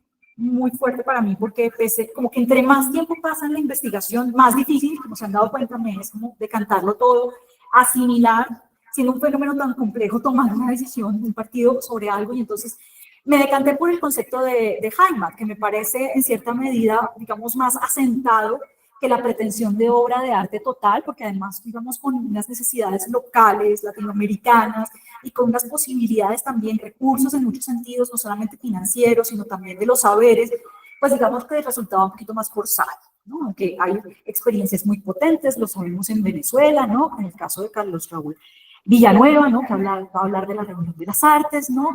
En la misma Cuba, hay varios ejemplos en México. Entonces, el concepto de Heimat que encontré muy lúcido en esta autora, que es una historiadora del arte y del paisaje, Claudia Sendales, ella habla perfectamente alemán porque se formó allá y entonces pareció muy bueno en contraposición a un concepto freudiano que a su vez conecta con un concepto que en la introducción del libro presenta César Peña. César, digamos, desde que empezamos esta investigación, ha estado pensando en uncanny, ¿no? Que es como lo extraño, lo familiar, lo llama como lo inquietantemente familiar, pero uncanny es la traducción al inglés de un concepto que es el unheimlich, que es lo inquietante. Y ese se lo inventó Freud, justamente por allá en el 19, cuando Bauhaus estaba fundando. Entonces, más que una coincidencia, yo creo que es el mood en el que muchos de estos migrantes de primera generación estaban cuando llegan a las Américas, porque ellos llegan con un imaginario y con unas fantasías de que van a poder realmente realizar algunas de esas pretensiones de integración de las artes y de producción serial y de diseño para todo el mundo, pero se tienen que confrontar con una situación geográfica y cultural muy particular en cada uno de los países a los que llegan, porque además si algo tiene de particular América Latina es que no es un terreno ni plano ni heterogéneo. América Latina es muy rica y es muy diversa y por eso ha sido una gran dificultad de nuestra investigación, como pretender hablar de América Latina y realmente terminamos seleccionando algunos fragmentos, pero coser como esa gran colcha de retazos es bien difícil, ¿no? Entonces yo me decanté por algunos personajes para esa exposición, que entre otras cosas creo que encuentran en Facebook Live, así que no tengo que repetir mucho, pero quería traer a colación este personaje porque es como el ejemplo de alguien que empieza con una formación hiperbauhausiana. Además, si vemos, por ejemplo, esta casita aparece en el Miesiana, las primeras casas, digamos, de exploraciones de Mies con el ladrillo, y vemos con una composición también que de alguna manera nos recuerda algunas obras neoclasicistas, pero por el otro lado, sus viajes de estudio le llevaron a España a dibujar muchas obras barrocas y también del modernismo catalán, ¿no? Entonces, de alguna manera, él ya empezaba a cocinar como una mirada con un filtro de distanciamiento o extrañamiento, como dicen en inglés, ¿no? Estas son algunas casitas que construye Bruno Taut y en ese complejo, digamos, más bien en esa pieza urbana proyectada por Bruno Taut es donde Paul Linga se construye su propia casita y la decora. Entonces, si ustedes se fijan en la representación de esta casa, por ejemplo, esto lo encontramos en unos archivos en Perú. Hay que decir, un gran paréntesis, que esta investigación, como decía Virginia, no solamente nos ha implicado ir a Alemania y conocer las sedes de Bauhaus y los archivos, sino viajar por toda América Latina. Ha sido chévere decir, pero también es extenuante y costoso. Entonces, sea esta la oportunidad, una vez más, de agradecer a nuestros patrocinadores. Cierro el paréntesis para decir que aquí pues logramos ver a la parte derecha de la pantalla cómo digamos, el diseño de mobiliario pues está íntimamente ligado a esa idea del existencia mínimo, de la existencia mínima, de la eficiencia total, pero también hay una preocupación por el diseño. Casi todos estos tipos que llegan a estos países, digamos, tropicales o digamos de la región ecuatorial, no estaban pensando en llegar por acá. Eran los puertos a los cuales ellos tenían que llegar antes de bajar a Argentina o subir a México. Pero los que se fueron quedando en el camino por una u otra razón son los que la historiografía de alguna manera ha borrado y son muy potentes y tienen una relación mucho más directa que, por ejemplo, no sé, hablar de, a ver qué se me ocurre en este momento, nosotros hicimos un podcast sobre la relación Oscar Niemeyer y Bauhaus, que es ninguna, sino que es a través de un crítico que es Maxwell, ex Bauhausler, y además es uno de los fundadores de la Escuela de Ulm, que son muchos legados que hemos mencionado Virginia hace un momento. Linda, como la mayoría de ellos se encuentran con ciudades en expansión, con proyectos de ensanches, en algunos casos exitosos, en algunos otros casos no ejecutados, pero sobre todo con demandas de modernización, con clientes con dinero y con un déficit de arquitectos y arquitectas en sus lugares. Y entonces empiezan a recibir encargos donde el tema de la casa, digamos, pero ya insertada en un lote tradicional y esto pues les confronta con esa visión bauhausiana del mundo, de la cuchara a la ciudad, y por eso es que esta charla se llama así, de la ciudad moderna a la ciudad contemporánea, y contemporánea es porque queremos conversar con ustedes sobre la ciudad contemporánea, ¿no? Y entonces vemos que también, bueno, ahorita voy a hablar de eso, simplemente para mencionar que Perú fue un hub muy importante en las relaciones panamericanas de arquitectura moderna, no solamente a través de la figura de Walter Gropius o de Joseph Albers, que visitan de facto el lugar, sino también y principalmente José Luis Sert, que además fue un actor muy importante aquí en Bogotá y en Medellín por sus planes regulares, ¿no? Entonces, hay un grupo muy importante, Virginia sabe mucho más de eso que yo, porque ella hizo una tesis de maestría enfocada en las casas modernas y ella tuvo que explorar el campo limeño específicamente, pero hay una revista, hay un grupo de arquitectos alrededor de la revista del arquitecto peruano, en la que de alguna manera la versión de modernidad que se promovía era una versión que si bien era canónica, tradicional, estaba mirando también hacia el legado colonial y virreinal del Perú. No sé si ustedes han tenido la oportunidad de ir a Lima, pero es espectacular el centro histórico porque se ve que era un virreinato con mucho dinero y por ende con un legado colonial fantástico en términos de arquitectura, y de eso empieza a dar cuenta la revista, así como de las propias visitas de grupos, ¿no? Entonces, eso permea Lima, ¿no? Junto con esos viajes, esas memorias que tienen, al punto que empieza a escribir tanto para el arquitecto peruano como para revistas culturales y empieza a reflexionar sobre esta noción de modernidad canónica o de novedad y más bien entender cómo la tradición de alguna manera en América Latina hace parte también de la mirada moderna. Entonces, pues digamos, estos son los rezagos de la casa que aún existe, aunque un tanto deformada y la vemos en Street View de acá. Pero lo chistoso, lo interesante es que este que es, digamos, del otro lado de la manzana y que está conexo al predio, también es obra de Linda. Y vemos que ahí lo que hay es una relectura moderna del románico, porque él tenía ese interés muy fuerte a partir de esos viajes que hizo a Cataluña, ¿no? Entonces la vemos también documentada en un proyecto importantísimo que se llama el Catálogo de Arquitectura Moderna del Perú, que está disponible en línea y se lo recomiendo muchísimo. Y bueno, aquí tenemos algunos de esos registros, inclusive en un hospital. Fíjense que ya empieza a tener un lenguaje que uno casi que podría asociar con el posmodernismo, ¿no? Porque es tremendamente historicista, pero es una versión muy local de modernidad. Está cuestionando la traducción literal que hicieron algunos, por ejemplo, ¿cuánto me quedan?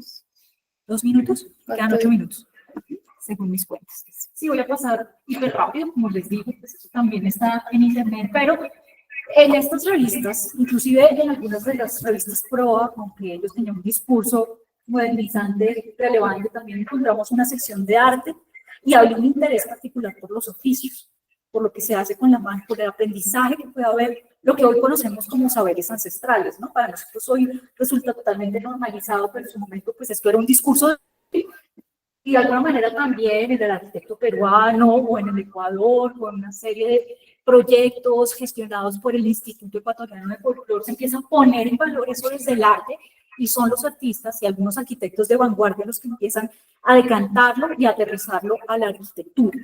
Obviamente los migrantes fueron súper importantes para esto y aquí yo hablo de primogénitos también, nosotros hablamos en la exposición como aquellos que reciben, digamos, de segunda mano ese legado bauhausiano. ¿No? Y hay un señor que se llama Carl Kohn, se llamaba, ¿no? Porque ya se murió, y con su esposa Vera, también buscando llegar a la Argentina, terminan recibiendo encargos cuando llegan al puerto de Guayaquil, y también encargos de dar clases, pues, dan horas de clase, en este caso en la Universidad Central del Ecuador, donde apenas estaba desarrollando la Escuela de Arquitectura, una escuela con tradición de artes, digamos, de bellas artes, como se les conocía en su momento, se había entrenado en Praga, una visión súper bauhausiana, y había preparado un dossier también en francés, porque era el idioma del momento, y ustedes miran esa estética como los documentos que no traje, que son todas las revistas y libros que él guardaba, y estaba, digamos, plenamente consciente del arte de vanguardia, pero estos tipos también le tenían que jugar a lo que les diera de comer, entonces ellos también se informaban sobre estilística. Pero creo que lo que lo confronta particularmente y le permite tener como una primera versión, iteración de Hallmark en Quito, que es una ciudad que visitamos la semana pasada y nos encanta, de donde pues tuvimos la ocasión con Kiara y César de hacer la curaduría de esta exposición que les cuento, pues hay un paisaje potente.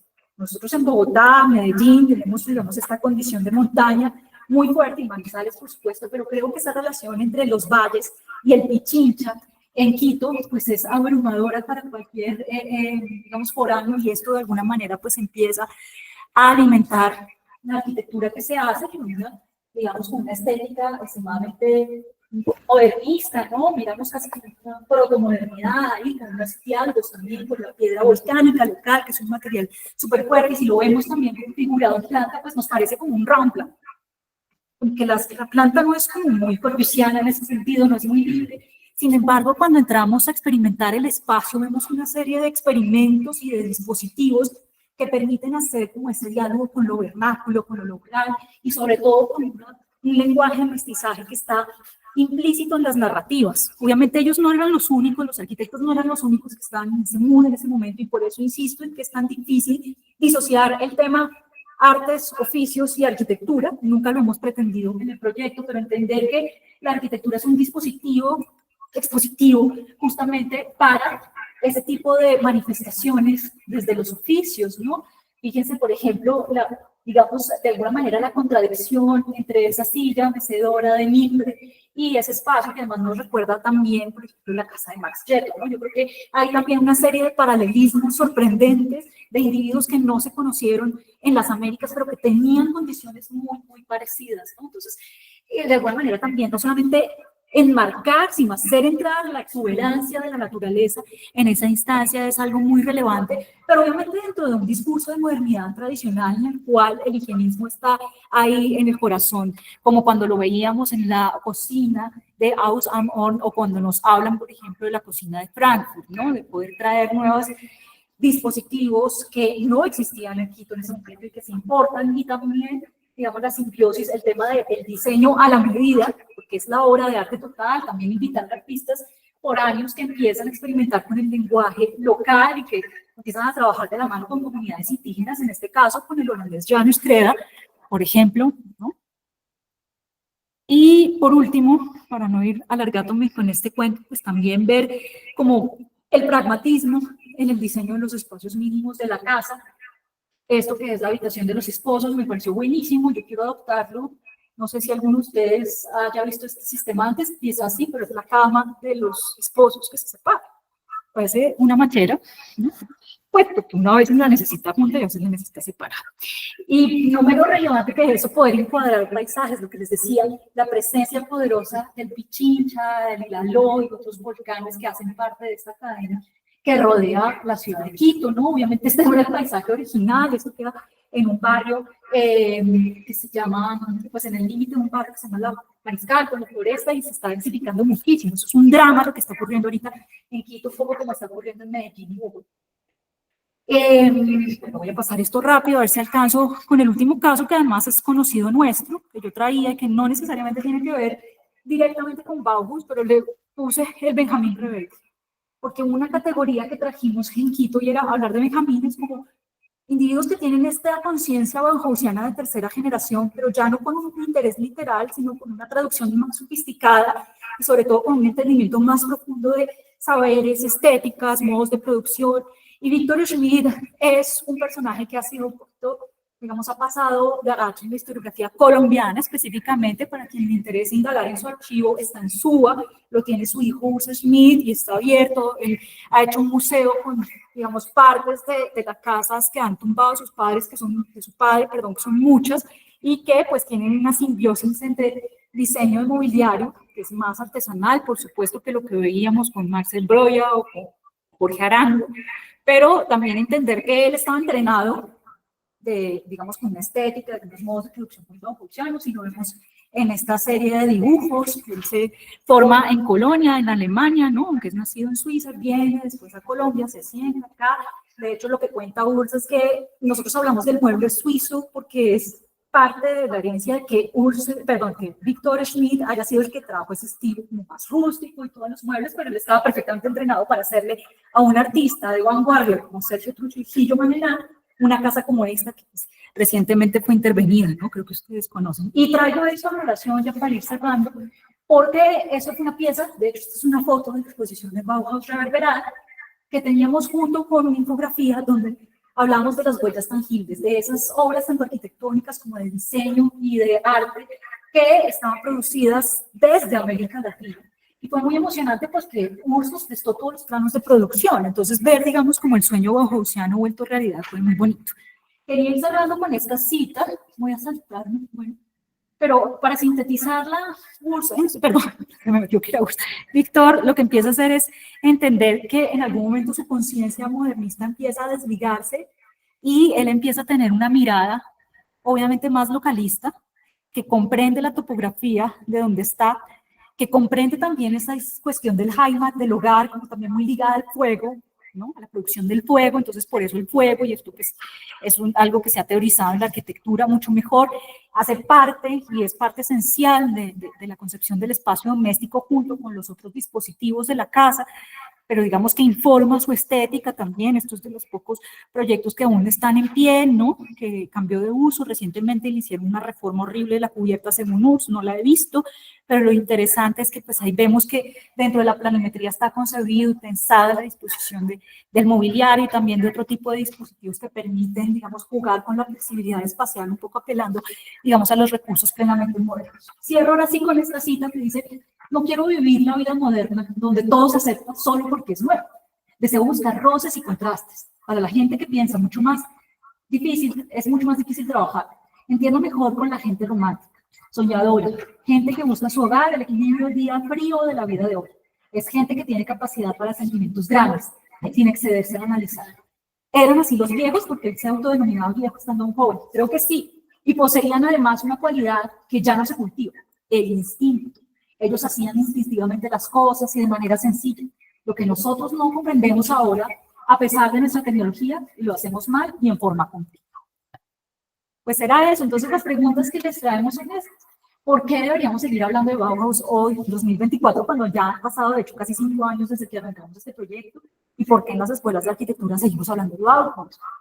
Y sobre todo, debemos desaprender a la Bauhaus un poquito como lo hicieron estos últimos personajes que les mostré. Muchas gracias.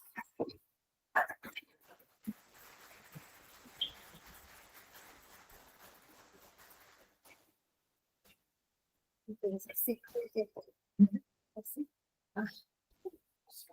No sé cómo. Te toca ya instalarte ahí.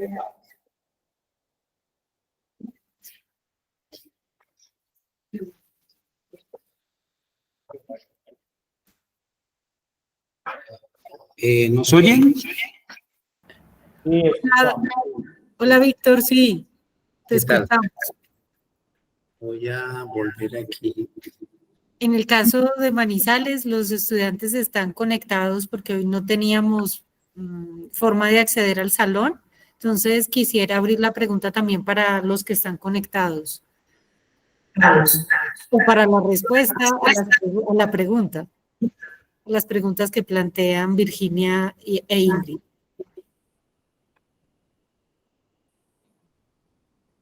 Sí, ya somos muchas nosotras.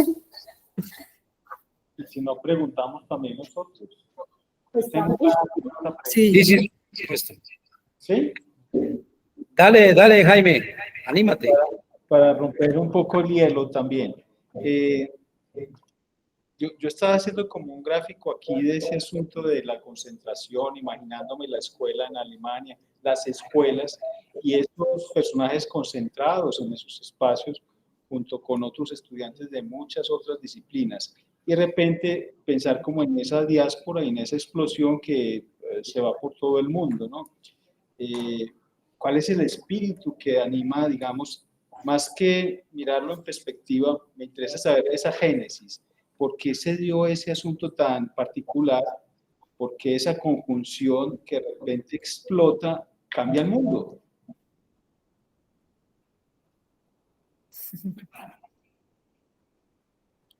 Pues yo creo que ustedes que son los estudiosos de la modernidad saben que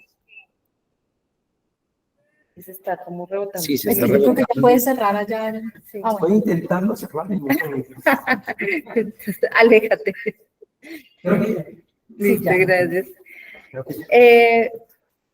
Yo creo que el cambio que se da no es tan de repente, ni empieza en la Bauhaus, y no es exclusivo de Bauhaus, ¿no? Ya dijimos, es como que hay un encadenamiento de sucesos que hacen que este, digamos, fenómeno finalmente explote, pero pues al menos desde la perspectiva que he estudiado yo, que son las pedagogías, yo sí creo que una de esos grandes fuertes han sido los modelos pedagógicos. O sea, una universidad o unas escuelas estatales que tienen una visión muy clara de que quieren hacer algo diferente, de que tienen que abordar unos temas específicos, de que el tema social tiene que ser central porque no hay nada más urgente que el tema social en el diseño, y crean, digamos, toda una serie de dispositivos para pedagógicos para que esto se lleve a cabo.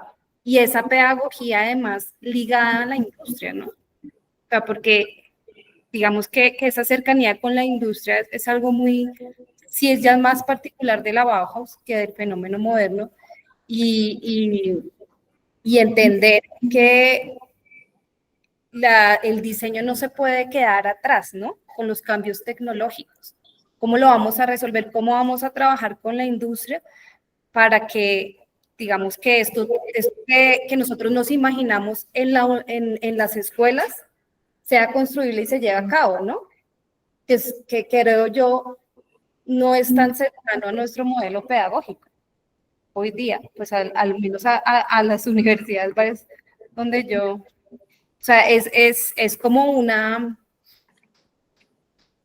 es algo que yo creo que todos los modelos pedagógicos quieren hacer, pero que, no sé, por alguna razón se dificulta mucho. Pero yo creo que esta cercanía de industria con pedagogía, o sea, de profesores y estudiantes produciendo cosas en vivo que van a ir directamente a los hogares y a las escaparates de las tiendas, pues eso hace que eso crezca de una manera impresionante.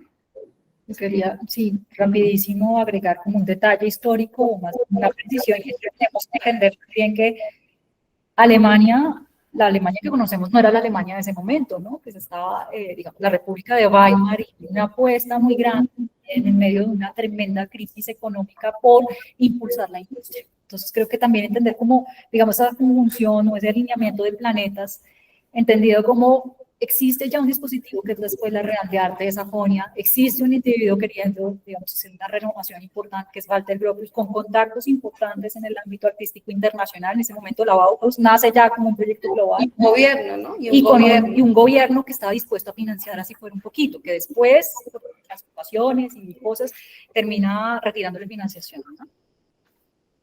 Y ese modelo pedagógico, es que piensa uno que estamos como con todas las oportunidades de poder hacer algo similar, porque si piensas, por ejemplo, en la Facultad de Artes en Bogotá de la Nacional, donde hay cineastas, arquitectos, pintores, todo se da, la conjunción, los estudiantes van ahí. Esta misma clase que estamos teniendo nosotros es una electiva y tenemos ingenieros, ambientalistas, arquitectos, constructores y artistas. ¿Por qué no se puede, siendo que hay como esa conjunción de ese asunto interdisciplinar, por qué no se da ese germen?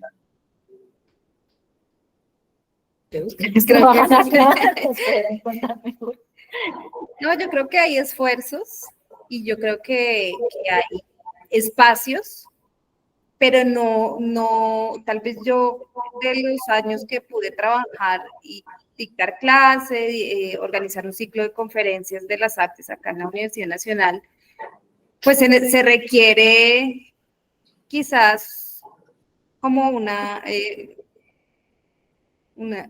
visión, digamos, una dirección muy clara, ¿no? De hecho, si uno piensa en la Universidad Nacional, cuyo modelo pedagógico está basado en esta estrella de Fritz Carlsen, ¿no? Que finalmente también Leopoldo Rotter agarra y a partir de ese modelo pedagógico diseña todo el campus de la Universidad Nacional, existía desde la base. Y acá en la sede de Bogotá, que es la que yo conozco bien, son feudos. Acá cada facultad va por su lado y jala para su lado, y hay como unos territorios y unos límites demarcados clarísimos de quién es dueño de qué. Entonces, y como ves, lo interesante del modelo de la Universidad Nacional 1930, de ese modelo de Fritz Carlsen, no era una cosa solamente de la Escuela de Artes, sino era una cosa de la universidad y de la pedagogía de la universidad, ¿no? ¿Hay algún tipo de vínculo entre Rotter, Carlsen y todo el movimiento Bauhaus? Lo rastreamos un poquito. Pues Claudia Sandales escribe un artículo sobre eso en el libro, pero realmente no hay unas conexiones directas, ¿no? pero era el zeitgeist, ¿no? Era el espíritu de la época. Entonces ese discurso académico estaba en todos lados y no solamente en Bauhaus, que Bauhaus supo Sí, era un modelo pedagógico. difundirlo bien. No, ya que lo de manera mencionas, me global. parece interesante. Bueno, es un Claro, tema que se puede explorar. porque era un modelo pedagógico que está en toda Alemania, que también estaba en la Unión Soviética, que venía de unas ideas traídas de Inglaterra. O sea, eso Vale. estaba ahí rondando. Yo tengo una intuición respecto a eso también, y es un tema de la agremiación disciplinar, que también empieza a ocurrir después de los tardíos años 30 en Colombia, y que de alguna manera hace que, por lo menos en el ámbito de la arquitectura, empecemos a mirarnos más el ombligo, ¿no? Sin embargo, no se puede pensar la experiencia de la Universidad Nacional como una única experiencia en Colombia. Creo que la UP, de hecho, pues nace también el espíritu super bauhausiano, la primera forma que sufre la Universidad de los Andes también, pues por actores que estuvieron directamente en Harvard, pues tiene eso, y de hecho yo participé de un proceso de formulación de reforma en los Andes en el año 2000, y es muy chistoso porque tenemos un curso que se llama Principios de la Arquitectura, y adivinen qué es el Borges, que es la exploración con los materiales, no se llega a proyectar literalmente, y César también cuando él habla de estas cosas en el ámbito del diseño siempre muestra un esquema de cuando nace el programa de diseño, que entre otras cosas creo que ustedes saben que nosotros no tenemos diseño hace muchos años como por departamento, sino diseño en un sentido amplio y cada vez más en sinergia con arquitectura, pero nace con un plan muy bauhausiano a partir de la ruedita. Sí hay esfuerzos, pero o sea, también pensaba yo que eso no puede ser solamente en el ámbito académico, sino también en el ámbito profesional, ¿no? Digamos que, como decimos, hay como coyunturas de posguerra muy fuertes que marcan, digamos, que eso se dé. Era un momento en que digamos, los arquitectos o los diseñadores estaban enfocados en la reconstrucción de un país que estaba en ruinas, ¿sí? Y como una visión socialista. Y si yo pienso hoy en día en el ámbito profesional, hay una disputa, porque lo vimos en la Bienal de Quito, hay una disputa impresionante. Digamos, todos los proyectos que ganaron ahorita premios en la Bienal son proyectos sociales, con un enfoque social muy marcado. El que ganó el gran premio Bienal es un mercado indígena, es una construcción muy precaria y como muy en contravía de los tradicionales premios a los grandes fachadas espectaculares, formas extrañas. Se está como reenfocando la cosa. Yo creo que eso es un buen reenfoque porque pues yo sí pensaría, y por eso es que estamos pensando en la Bauhaus hoy, que esas preguntas también nos aplican a nosotros hoy. O sea, ¿qué es más importante que lo social? ¿Qué es más importante? O sea, sí, pero no se contradice un poquito con lo que decías antes respecto al énfasis en la industria, a lo mejor la conexión tan estrecha que tiene con es que sin la industria no es realizable. Ajá. Claro, ahí es donde empieza todo. A mí me gustaría que ahondaran un poquito ya ven ustedes que el tema es muy gordo, Sí, es muy ¿no? gordo. Es muy grueso, y esto daría para no una clase, sino yo creo que un seminario completo. Pero sí me gustaría, de todas las cosas que me están rondando en la cabeza después de oírlas, hay una que es la que me gustaría poner sobre la mesa, y tiene que ver un poco con eso. Es decir, ustedes hablan de desmitificar la Bauhaus, ¿m? Y creo que la conferencia quedó redonda porque empezaron por ahí y terminaron con estos casos de Carl Corn y Victor Smith, que de alguna manera yo creo que sí establecieron con algún tipo de crítica o abrieron puertas respecto a los conceptos fuertes de la Bauhaus al tener en cuenta las realidades locales, ¿no? Entonces, respecto precisamente a lo que comentabas, ¿cuáles serían esos caminos para seguir desmitificando digamos, ahondando en la lógica, en la filosofía de la Bauhaus, con un espíritu más crítico, que realmente, digamos, siguiendo la estela de estos arquitectos, realmente nos haga, y también, digamos, con una lógica que es de colonial, que es muy contemporánea, que nos haga, como tú decías, empezar a mirarnos a nosotros mismos, ¿sí?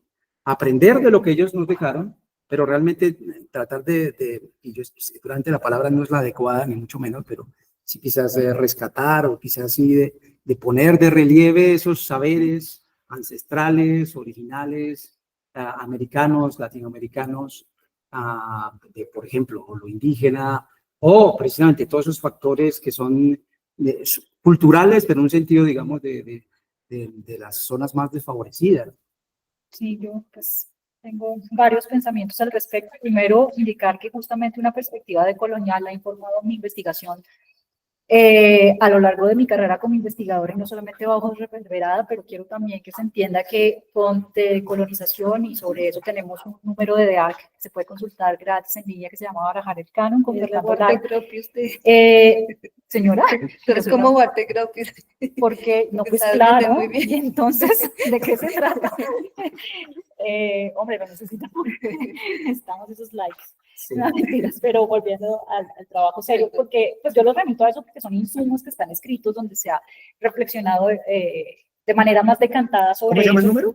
Barajar el Canon, que es el número 36 de la revista de ARC, que se puede consultar en línea, en el editorial, justamente una persona que tiene una mirada hiperdecolonial y radical, que es Fernando Lara, investigador pues brasileño que está afincado en Pensilvania, en la Universidad de Pensilvania.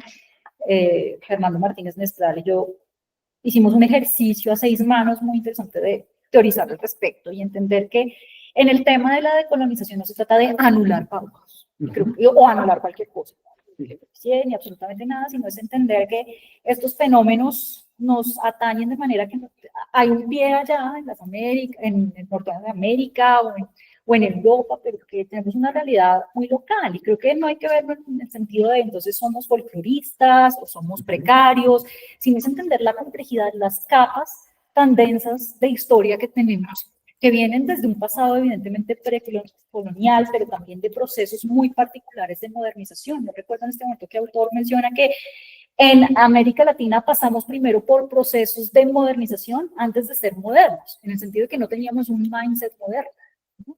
Que estábamos muy atados también a prácticas culturales pues coloniales, a pesar de que nos habíamos declarado una república, ¿no? Entonces creo que en ese sentido nosotros hablamos de Bauhaus como categoría historiográfica justamente porque nos interesa problematizar y entender que si no es por Bauhaus no hay un fenómeno de diáspora que termina alimentando unas estéticas y sobre todo unos modos de hacer súper interesantes, y creo que pues Virginia, que trabaja toda la línea de pedagogía, puede hablar mucho mejor, por ejemplo, de la explosión de fundación de escuelas de diseño en las Américas después de los años 50, ¿no? Que tiene también que ver con un proceso de, digamos, políticas de sustitución de importación.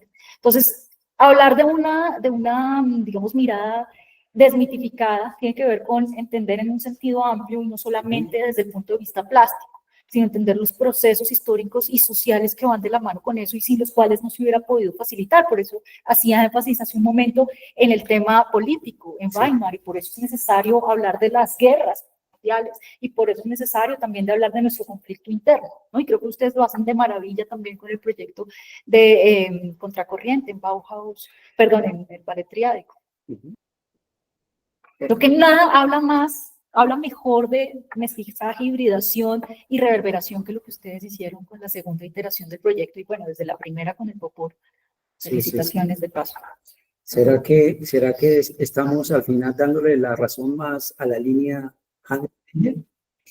No, pero Vale. Eso depende. Tú, Yo creo me que parece que depende aquí se están quién, animando a porque preguntas. es que ahí está como una de las cuestiones bien complejas de esa, digamos, de esas corrientes pedagógicas, ¿no? La línea más expresionista está más como conectada con lo local, con la expresión del ser, en contravía, digamos, de esta idea de producción serial, depurada, súper, digamos, neutral de la estética moderna que ha sido pues la que se convirtió en ese como estética internacional. Y Hannes Mayer para mí era un radical purista de eso, entonces a mí lo que me interesa de Hannes Mayer es que tenía muy claro el tema social. Ujú.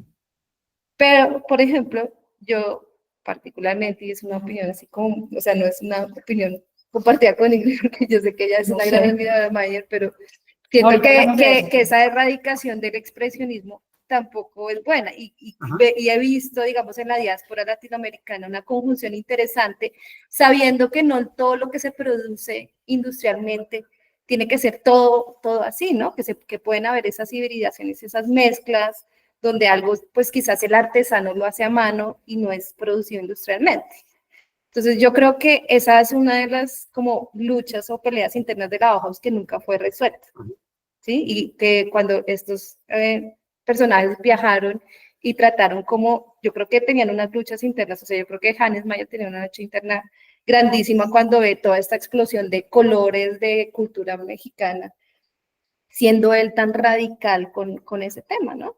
Entonces, pues eso yo creo que es como una línea de tensión no resuelta. Que a lo mejor no hay que No, resolver, pero ¿no? hay Ahora hay que alguien que lo ha asumirla. trabajado, que es Raquel Franklin.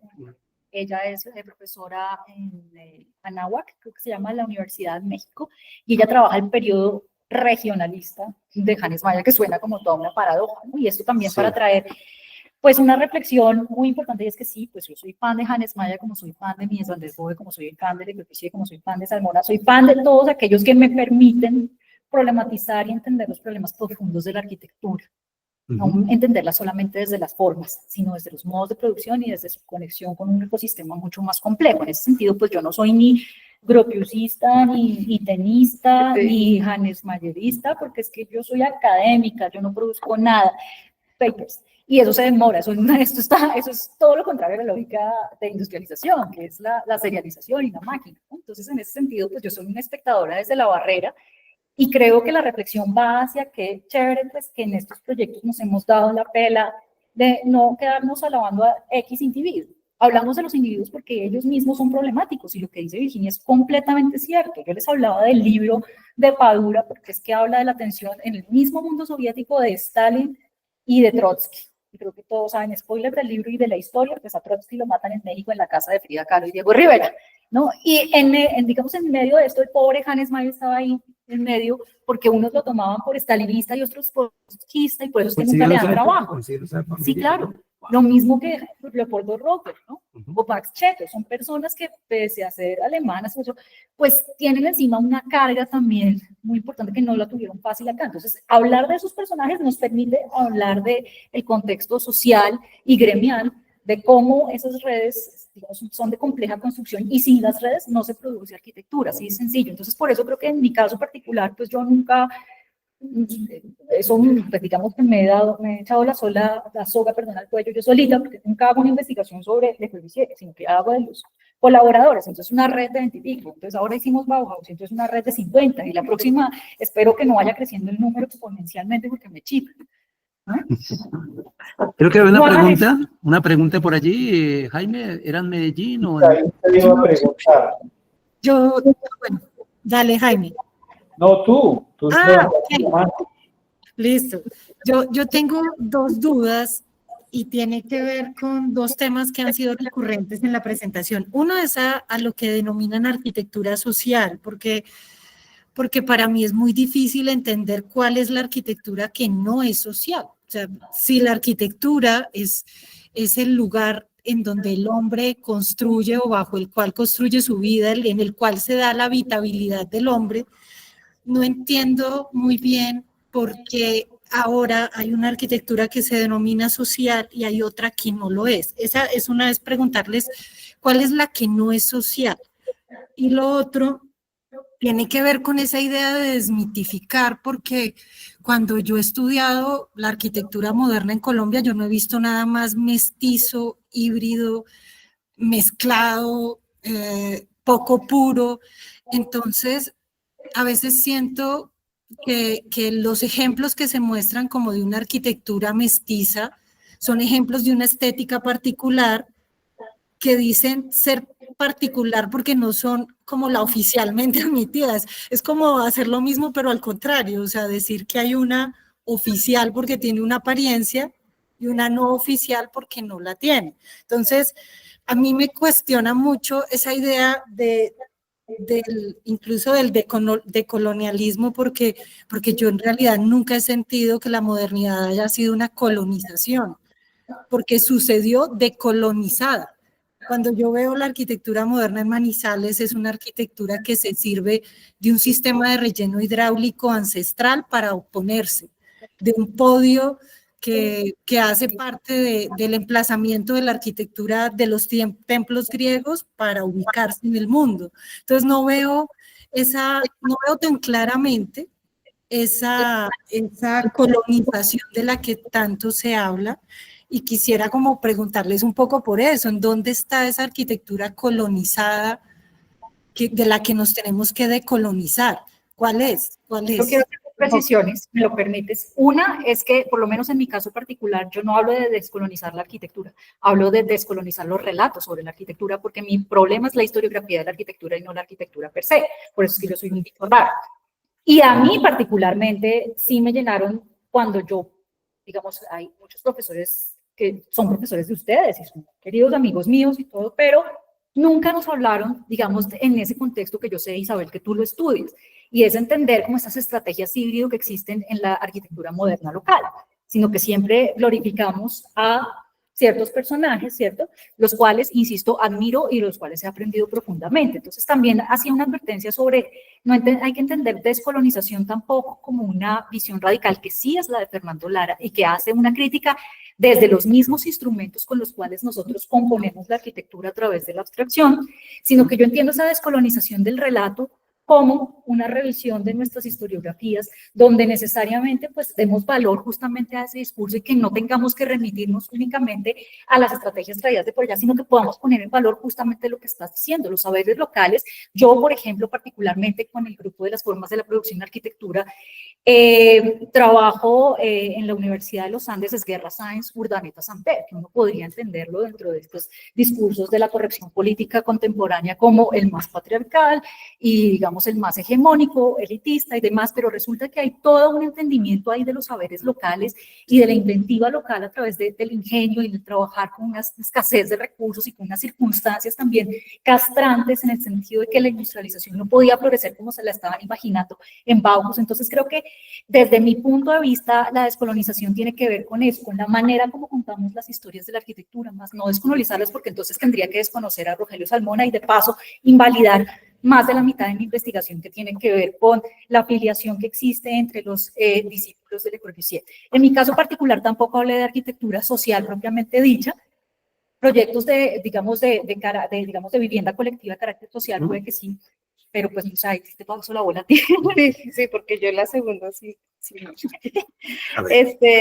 No, más que arquitectura social, sí, es que se suena un poco raro, es de carácter social, y yo sí creo que hay mucha arquitectura que no tiene carácter social, mucha.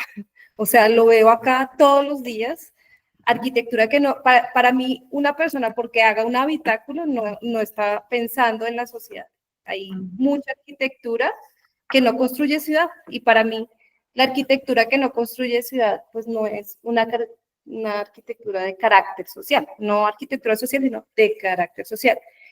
Entonces, cuando yo hablaba de este ejemplo de la Bienal de Quito, digamos que piensa uno en, digamos, como todo este discurso que fue muy radical, por ejemplo, en la Biblioteca España de Masanti, que ganó premios y bienales y fue publicada 1000 veces y luego se le cayó la fachada y pues no, espacialmente no proponía mucho. Sí. Y digamos que esas arquitecturas, digamos, como espectaculares a la vista, ya no se están analizando de esa manera. Siento que ahorita se están mirando otros contenidos, digamos, que no sé si quizás antes lo expresé mal, pero lo que sí siento yo es que ahí se está generando un giro. Yo voy a la Bienal de Quito cada 2 años y miro un poco cómo está el panorama panamericano. Y siento que el discurso está girando bastante, es una cosa que está pasando que es muy interesante, estos proyectos que uno ve como una cosa como técnica, tecnológica, súper espectacular, ya no son los que ganan los premios. Y yo soy muy poco académica porque no soy académica, o sea, soy pseudo académica, yo trabajo más en el campo cultural, entonces como verán, no me expreso como tan bien como Ingrid, pero, o sea, mi idea es que sí veo que hay un enfoque nuevo que es muy conveniente y muy necesario. De acuerdo. Quizás démosle la palabra a los estudiantes. Jaime, ¿hay preguntas allí de estudiantes? Estamos súper mal de tiempo. Sí, aquí no, y creo que varios ya se han salido. Jaime, tú. No te escuchamos, creo que tienes el micrófono apagado. Aquí no hay preguntas de los estudiantes, más bien un comentario del profesor. Primero que todo, agradecerles, pues, porque me parece un estudio súper riguroso, juicioso, y personalmente me ha llevado como a otras instancias de otras investigaciones que yo he hecho. Cuando Ingrid hablaba acerca como de la visita de Hans Meyer o la estadía de Hans Meyer en México, pues eso empalma directamente con otra cosa que sucedió después, que fueron los multifamiliares, y que tiene que ver con esa razón social, porque los multifamiliares en México surgen como una necesidad apremiante de albergar a grandes comunidades de personas en las ciudades por este asunto de la migración del campo a la ciudad. Luego también lo de Perú, viendo esa fotografía de Gropius junto con Belaúnde Terry, que era arquitecto, y luego él, Belaúnde Terry, lo que hace es hacer el concurso de Previ, que también entronca perfectamente como con esa tradición de mirar la industrialización, traerla aquí, resolver problemas que son como muy concretos de la región. Y luego también en Colombia, mirando esa fotografía de Gropius junto con Ortega, porque Ortega también trabajó muchas cosas en Bogotá, en Colombia, que fue el tema de la industrialización, el tema de crear barrios enteros. Para mí ha sido como muy refrescante ver esa génesis que va migrando y que se va extrapolando a otros contextos y sobre todo a latinoamericano. Entonces, yo quería agradecerles como ver, ir hasta el origen y luego traerlo hasta por aquí y ver que de alguna manera somos herederos de toda esta situación. Gracias. Tenemos aquí una pregunta, ojalá rápida y concreta. Pásate aquí rápido. Si quieren, después nos podemos quedar después de las 7. Mi pregunta va hacia cómo es o cómo era el discurso de el arte en la Bauhaus, ya que, bueno, se escucha mucho que relacionaban como todo el tema del arte con el tema de la industria, y siento que esa relación entre la arquitectura y el arte sigue siendo un tema que se discute mucho hoy en día, porque es como, bueno, ¿en qué punto se separa y en qué punto se une? O sea, como que ese discurso de qué es el arte y de cómo se aplica teniendo en cuenta que va a ser usado. Nos vamos a quedar acá.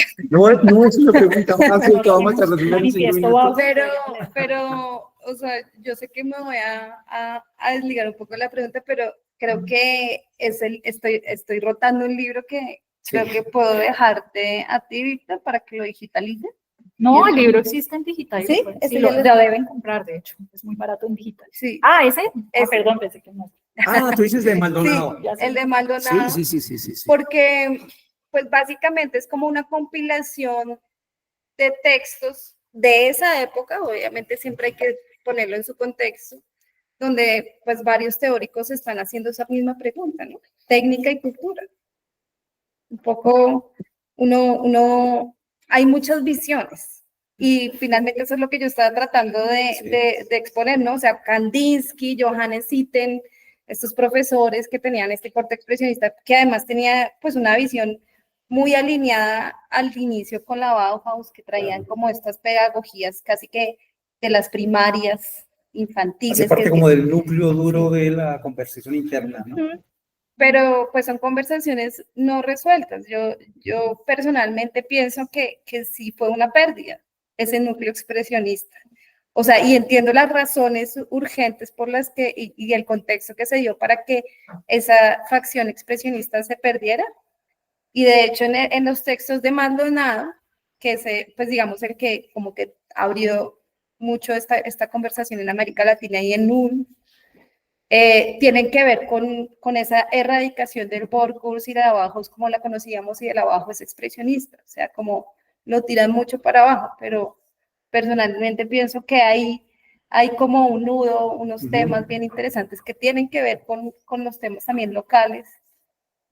Y no es solamente la parte, digamos, arte, sino es artes, artesanías, industria, ¿no? Esa trilogía tan difícil de resolver.